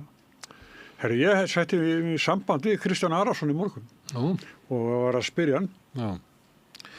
Hvort ertu stressari núna eða þú varst sjálfur að spila? Bara eitthvað strax væri núna. Já. Þegar þú ert inn á vellinu, þá getur þú gert eitthvað, sko. Já. En þegar þú ert bara eins og taugaveiklu rotta þarna í sófanum heima. Já, og svo, sko, sonurinn að spila og spilar þannig, hann fær oft högg. Já, og hefur tvisvar eða þrisvar farið í löng, slasast og farið í löng hlé. Já. Og öxlin á honum hefur tvisvar sem farið ekki? Jú, mjög. Það fór hann í Vestmannaeyjum í fárálegu broti á manninum. Það var bara 18 ára held ég. Og öxl er alveg, öxl hangi bara upp á lýginni, sko. Þannig að það ef það er komin einhver veikleiki í öxlina þá getur verið helvíti þrálátt. En hann er nú ekki, hann hefur spilað núna alveg í 2 ár eitthvað, þannig hann er líka alveg búin að ná sér. Já, meira, hann hefur, sko, þeir hefa orðið, sko, Evrópumeistarar tvisvar sinnum, 1 ár á milli og hann hefur verið kjörinn, sko, besti leikmaður úrslitakeppninnar bæði skipti segðin sigurhauðu. Þannig að þess að Aron Pálmarsson, hann var í viðtali svo ég og hann var að segja það þegar hann var í liðinu og voru að gáða kjölaföllin, þá sannfærði sjálf að segja það, hann verið bestur í heimi. Ég heyra það leikur á eftir það ekki, eitthvað sluðis. Þú er bara vilt. Nei, býtu. Við erum alltaf byrjar í pólitíkinu og þú komin í handboltan. Nei, ok. Fínt, já, ég stiði því þessu. Trúðu því að hann væri bestur í heimi og þá var hann spurður, heldur að sé ykkur í liðinu sem hugsa svolítið núna? Já. Gísli Ómar. Já, skal það vera það nú. Já. Og svo bætti hann við og Bjöggi gamli í markinu. Hann nennir ekki að fara inn á völlin ef maður vera bestur. Já. Nei, en þú varst sjálfur hælum daginn hérna biðstofunni. Það var gaman að hlusta á hvernig... Það er mér alltaf skemmtilegt. Með það, ég var bara að velta fyrir mér að því að við erum ofta að fylgjast með svona samtölum. Og mér fannst það að því að þetta var ekki leiki. Og ég til þess að hugsa að vera með umræðu menningu á þess að séu út frá einhverju sérstöku tilefni. Þannig ég var líka að horfa á það bara þannig að stundu getur umræðan verið frjálsari ef hún ekki tengd einhverju svona uppgjöri og stundum í þessu í hvað heitir þetta, stofan hjá þeim. Þá er náttúrulega rosalega klift alltaf að skipta yfir í viðtöl við sem er eiginlega form sem auðvitað gaman að sjá mennina koma að vellinum. En ef þú tækir saman öll viðtöl við leikmenn og þjálfara eftir leiki, þá er þetta ekki stórkostleg bókmenntagrein. Þetta er yfirleitt, það er ekkert sem kemur fram í þessu. Allir að passa sig að segja helst ekki neitt. Þannig að þetta er náttúrulega eitt dauðasta bókmenntaform sem til er. Já, það er til dæmis leikmaður í svona viðtali sem er kannski ósáttur við eitthvað í leiknum. Hann getur ekki sagt það. Og við þekkjum alveg hér að það getur verið hitamál og stundum er bara betra að fá eitthvað sem er ekki í hitanum til þess að koma og ræða það vegna þess að þeir sem er í hitanum að þeir eru svo bundnir að þeir segja ekki neitt Herru, ég gleymd að segja réttringu talað um pólitíkina. Ég bauð Hildi Sverrisdóttur til að koma til okkar í umræðu, ég man ekki hvað, á morgun. Og hún bara, ég kemst ekki og þá skrifa ég aftur að þá því nokkuð von á öðru. Nei, bara ekki samstöðin. Herðu, en pólitík, hvað... Það eru mjög fáir sem eru með þessa afstöðu, Nei, helst í þessum flokki. Í Sjálfstæðisflokknum? Já. Nú einhverju komið hingað. Já, formaðurinn hefur komið hingað. Guðrún. Já, Svo er náttúrulega þingmennir eru svo mikið í útlöndum, Já, alveg, heilu nefndirnar. Já, nú eru þeir í París, góður hópur. Já, fjárlaganefndin. Bryndís Haralds hefur komið hingað. Diljá Mist hefur ekki viljað koma því að ég var eitthvað að tala eitthvað pólitík og ég sagði vittlýsingar. Hún tók það til sín. Guðlaugur Þór hefur komið hingað, Guðrún Hafsteinsdóttir hefur komið hingað. Ekki Hildur. Jens Garðar er alltaf upptekinn. Jón Gunnarsson hefur komið hingað, Jón Pétur hefur komið hingað, Njáll Traust er alltaf fyrir norðan, Ólafur Adolfsson hefur komið hingað, Rósa hefur komið hingað, Tómas Þórðarsson er núna, Vilhjálmur Árnason og Þórdís Kolbrún, hún er alltaf á leiðinni en ég bara ég er ofta að reyna að fá hana inn í þennan þátt á sunnudögum. Og það á til dæmis við hana utanríkisráðherrann að hún er alltaf í Ölfusi en hún er alltaf í öllum þáttum, hún er ekki komið hingað. Og ég er farin að upplifa það sem hún vill ekki koma hingað. Hún veit fer að öðruvísi spurningar út af heimsmálunum af því að umfjöllun samstöðurinnar hefur verið með öðrum hætti heldur en kannski Rúv og Mokas og svona. Þegar ég byrjaði með Sprengisand á sínum tíma þá gekk mér ekkert að fá þingmenn Sjálfstæðisflokksins. En ég fór yfir listan, það var 3. Já, býtu. Þar til ég setti mig samband við varaformanninn sem þá var Þorgerður Katrín og hún opnaði dyrnar fyrir mig. Þannig að hún hefur verið mjög liberal. Hún er mjög skemmtilegu viðmælandi, mér finnst það alltaf svona... Það er bara hvernig hún tjáir svo svona. Ég er eins og ekki sáttu við að hvernig hún kemur fram. Ég horfði á hana, ég held ég á Sýn á föstudagskvöldið. Og því að ég hafði verið að ræða að mér skorta það að ráðherrarnir taki svona forystu í sínum málum. Kom og segja að þetta er staðan eins og ég var að vonast til þess að kæma út úr spjallin okkar við Ragnar Þór. Þetta er staðan, þetta er vandamál okkar. Ég sé að við getum farið þetta og þú sé til að svona tala við þjóðina. Og hún er náttúrulega með ótrúlega erfið mál sem er bara umturnin í heimsmálum. Og svo en þegar maður hlustar á hana þegar hún kemur, að þá er ég aldrei neinu nær. Því að hún segir eitthvað vissulega Bandaríkin og svona og hins vegar þetta og eitthvað svona og ég er aldrei neinu nær. Mér finnst vanta eitthvað svona leiðsögn frá ríkisstjórninni. En er ekki utanríkismálin frá okkur séð, er þetta ekki svolítið í þoku eða móðu? Jú, en þetta er kannski væmið hjá mér að halda það að þetta sé hlutverk þjóðmálana. En hluti af því að þú ert að tala við þjóðina. Þú ert að segja til dæmis eins og með COVID eða eitthvað, þetta kemur COVID og þetta er vandamáli og við ætlum að vinna út úr þessu. Allir glaðir með það. Grindavík hefði mátt gera miklu betur. Svo tókst eftir bara þegar loksins þegar stjórnund hittu Grindvíkinga, það var bara gjá á milli, þegar maður eiginlega mistekist það. Þannig og þetta skiptir máli. Ég held að húsnæðismál eru sannarlega svona mál, það sem eru kannski 20% heimila, þetta er stærsta vandamál að vera. Og svona nokkuð mál og ég held að utanríkismál séu svona, ég held að þessi svokallaða glíma við verðbólguna sem að Daði og Kristrún eru með það miklu meira að tala hverju raunveruleg markmið, þau eru einhvern veginn að selja okkur það að sé bara sjálfstætt markmið að minnka halla ríkissjóð sem ég er ekkert viss að þegar það er samdráttur í efnahagslífinu fyrir sjálfur að sé þetta atrið sem þau eru að tala að við náum bara að minnka halla ríkissjóðs og þá var allt gott á Íslandi, trúðu þessu? Nei. Það trúðu þessu ekki nokkuð maður. En þau eru samt að halda þessu fram eins og séu í einhverjum tíma hjá einhverjum hagfræðiprófessornum sínum 1995 eða eitthvað. Kristrún heitir svo unga og er í 2005 hjá henni sem er líklega bara löngu hættur og hans kenningar í hagfræði eru löngu fallnar. Mér finnst þetta að vera með ríkissjóð og hallalaus fjárlög stefnan. Húsið okkar lekur en við erum að borga niður skuldir og meðan allt lekur staðan fyrir að fara í það verkefni sko. Það er bráðaverkefni og svo bara borguðu niður skuldirna síðar við megum ekki láta lekin í húsið okkar. Mér finnst þetta, við setjum á húsfundi og formaður húsfélagsins og lekur á hana hérna að hún er að tala að við með yfirliti frá bankanum að við sem búin að ná niður einhverjum skuldum á bankanum. Mér finnst þetta að vera vandamálið.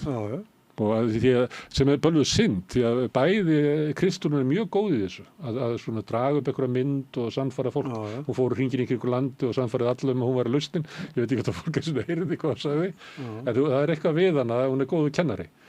Daði er frábær kennari. Þú sér það oft í þingi þegar stjórnarandstaðan með eitthvað derring og kemur hann og talar það til. En ég skil bara að það er eins og þau sé ekki alveg með línuna sko. Hvað er það sem það eru óundirbúna fyrirspurnir og einhver kemur upp sem bara Jón Pétur og spyr Daða og áður en hann fer úr ræðustólnum Jón Pétur, þá er gling að því að fer fram við tíman. Hann fer ekki nema rekin úr. Já, þá er hann ámyndur það, hann hafi bara 2 mínútur og svo kemur Daði og svarar á 15 sekúndum og svo þarf hinn að koma með seinni spurninguna og hann er ekkert búin að hugsa hana. Alveg eins og kjáni, ekki bara Jón Pétur. Hann er alltaf 2,5 til þess að skrifa. Já, ekkert. Hann er mjög skemmtilegur í óundirbúnum fyrirspurnum. Eini ókostni maðurinn í salnum. Já. Hann er aldrei ekki þingmaður. Nei, hann hefur þetta, engu dott þetta í huga áður að þetta væri sniður leið í þessu að nota bara lítinn tíma. Það held allir að þú myndi græða að nota sem mest. Já, það er öfugt. En mér finnst þetta að vera eins og forystuleysi í ríkisstjórninni. Er það? Já, mér finnst það. Þá er ég að tala svona forystu eins og það var verið að kvarta yfir því í fyrstu umræðinni. Hvar er Alma Möller? Við heldum að við fengjum fyrirverandi landlækni með góð tengslinn í allar heilbrigðisstéttir. Við fengjum eitthvað svona eins og plan hvert við verum að fara og hvernig við getum búist við að hitt og þetta myndi lagast.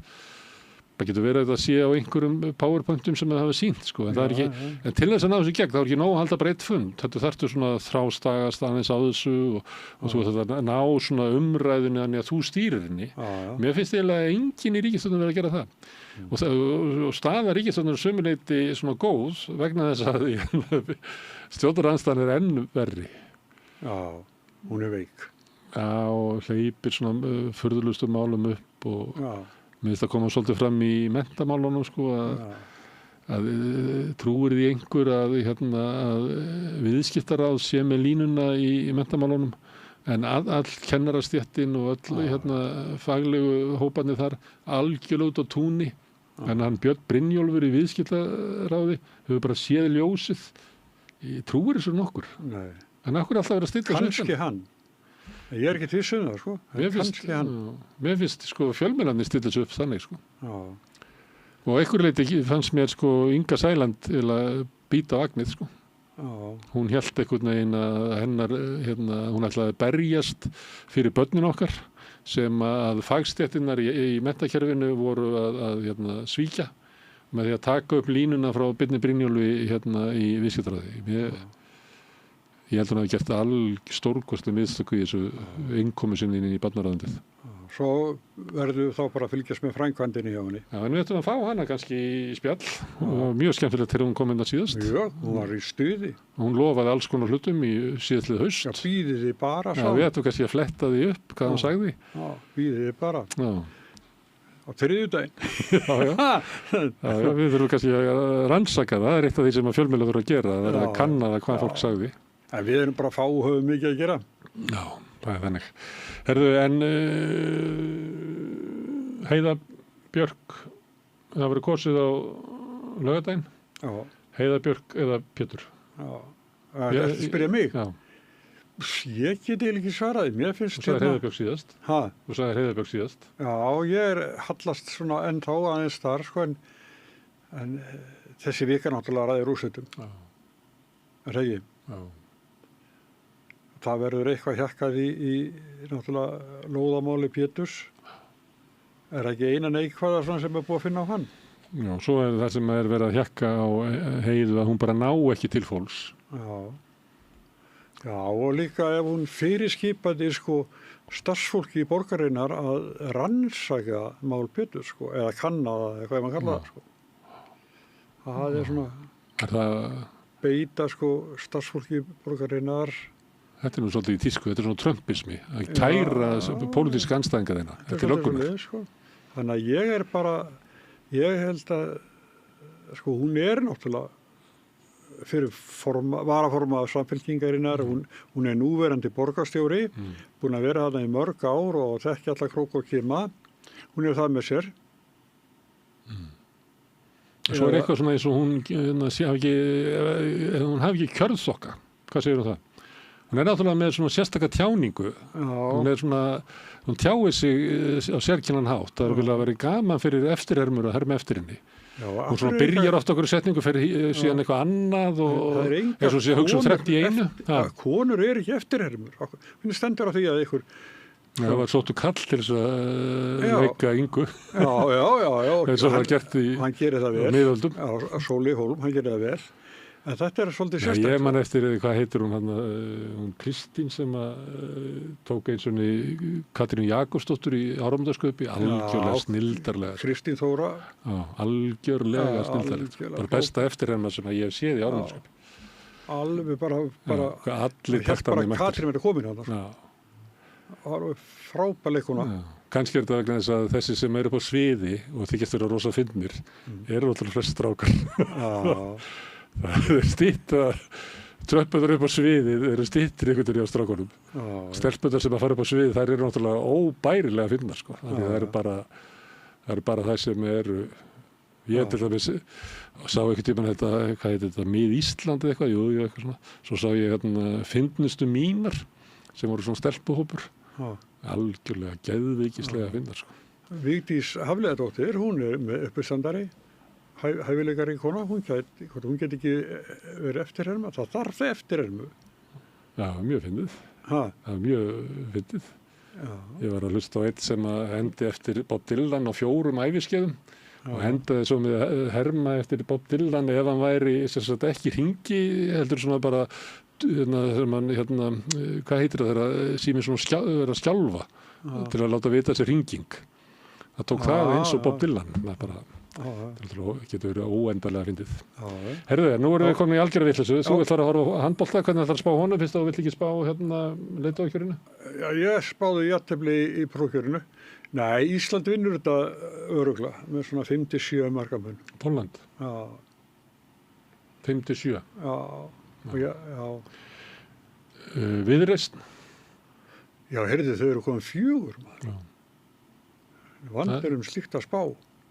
Það vantar bara, fólki vantar vinnu. Fólki vantar vinnu. Já, ég Aðalsteinn Leifsson er aðstofamaður Þorgeira Katrínar. Já, heldur að hann sé sending frá henni?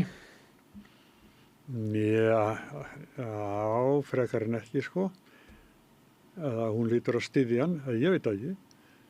Svo er hann fyrirverandi bæjarstjórinn í Grindavík. Já. Og man ekki nafna hann fyrir ekki þau. Og svo er það Björg Ólafsdóttir eða ekki? Jú, Björg Magnúsdóttir. Magnúsdóttir, já. Og svo var að bætast við. Já, Sirri, nei, hvað er það? Nei, ég held ég verið bara flett upp núna, sko. Já. Signý. Signý, já, ég var nála til maður. Já, herðu, já, þetta hérna, hún bara rétt fyrir loka fyrir frambóð, þá kom hún og þetta er bara eitthvað, þú verður að gera eða ykkur, ég verður að fá þau 4 hérna, það er... Ég er búin að senda þau 3 og svo sá ég þau mættu hjá hann Stefán Einari, þau vilja kannski bara frekar vera í öruggu skjóli hægri manna. Já, já. Kannski er þetta orðið þannig að þetta sé orðið svona flokkadrættir. Fóruðu 4 þangað? Eða 3? Nei, 3, það var ekki komið. Já, já. En það maður ekki gefa okkur að það vilja ekki koma hingað? Nei, ég er búin að, þau bara hafa ekki svarað. Bæjarstjórinn var búin að svara og segja þau geta komið. Ég bauðum held ég bara á morgun, að koma á morgun. En hérna, sjáum til hvað verður það. Það var meðast fyrir að fínt spjallið okkar hérna við Pétur og Heiðubjörg. Já, ég er búin að hlusta það. Það var fínt, sko. Og alltaf gaman að tala borgarmál. Já. Og það er allt saman fólk sem er að koma nýtt að. Já, og bara Reykjavík er bara höfuborg landsins og þetta skiptir alla máli. Herðu, nokkuð tókst að fara í gegnum núna, já, vel rúmlega 3 tíma umræðu án þess að minnast á afsögn Guðbrandar Einarssonar. Já. Hún kom ekki til tals hérna, það... Nei. Já, höfum það bara þannig. Já, bara, ég veit ekki. Það fáttum þetta að segja kannski. Já. Já. Það fagn allir hvað hann gerði. Ekki þú? Nei, hann saði af sér. Já, en ekki þú? Ekki ég? Já. Jú. Það bara handi ykkur sá hverju maðurinn, en ég finnst... Hann vil ekki vera þingmaður með þetta í fréttunum? Nei. Hann var hræddur við fjölmiðla. Kannski fundist það bara að vera fundist hann gera bara meiri skaða með því að vera þetta. Já, kannski það. Sem betur fyrir þekki ég þetta ekki. Nei. Herðu, en við skulum hætta núna, þú ferð að horfa á handbolta og ég fer að gera eitthvað. Nei, þú horfur á handbolta. Við þakkum öllu gestunum sem hafa hingað komið og Pétri Fjellstið fyrir að taka upp og senda út, en ykkur þakkum við mest sem hafa verið að hlusta og horfa og breyta þessu spjall okkar í fjölmiðlum. Minni á að þið geti hjálpa okkur að byggja upp dreifikerfi bara með að segja vinum og vandamunu frá efni sem við sjáum hér og heyrið og ykkur líkar. Þá finnir fólk okkur á Facebook, á YouTube, í öllum hlaðarsveitum undir nafni svona Egils og Rauðabólsins eða undir nafni Samstöðurinnar. Við erum í útvarpinu og stór höfuðborgarsvæðinu sem nær alveg á sunnanverð Snæfellsnes upp eftir öllum Borgarfirði upp á litlu kaffistofu út á Reykjanestá, þar er við númer 89 og FM, en það má líka sækja þær útasendingar á spilaran, spilari.is er á netinu þar sem má hlusta á Samstöðun og allar íslenskar útastöður, svo má líka hlaða niður spilaranum í síman og hafa aðgengi á hann allstar í heiminum. Við erum komin í sjónvarpið þeirra sem heppir að skipta við fjarskiptafyrirtæki Síman. Þar eru númer 5 á fjarstýringunum. Við erum líka komin í kabelkerfin hérna suður með sjó og kannski ég veit ekki. Mun önnur fjarskiptafyrirtæki bjóða sínu viðskiptunum upp á efni frá Samstöðunni sem er 24 tíma sólring 7 vikunar allan ársins hring. Samfélagsumræðu við þetta í þessu þætti og í Rauðaborðinu og öðrum þáttum Samstöðunnar. Það sem að knýr Samstöðun áfram er sá hluti áhörfenda og áhærenda sem hafa gerst áskrifendur. Það er fólk sem að telur að Samstöðun sé mikilvæg í lýðræðislegu samfélagi og vill styðja okkur til þess að halda dagskránni hérna úti og kannski að bæta við hana. Ef þú vilt slást í þann hóp velunar Samstöðuna þá getur þú farið inn á samstöðun.is, þar er hnappur sem ástendur áskrift. Þar getur skráðið fyrir grunnáskriftir sem er 2750 krónur. Þú mátt borga meira þú vilt og þeir sem að kjósi getur látið áskriftina renna sem félagsskiptin í alþýðufélagi, þannig að það er mitt alþýðufélagi sem á og eitthvað Samstöðuna. Þetta er orðið gott hjá okkur í bili. Ég óska ykkur góðar helgar það sem eftir er af henni. Áfram Ísland og allt það. Svo sjáumst við hérna annað kvöld klukkan 8. Takk fyrir í bili.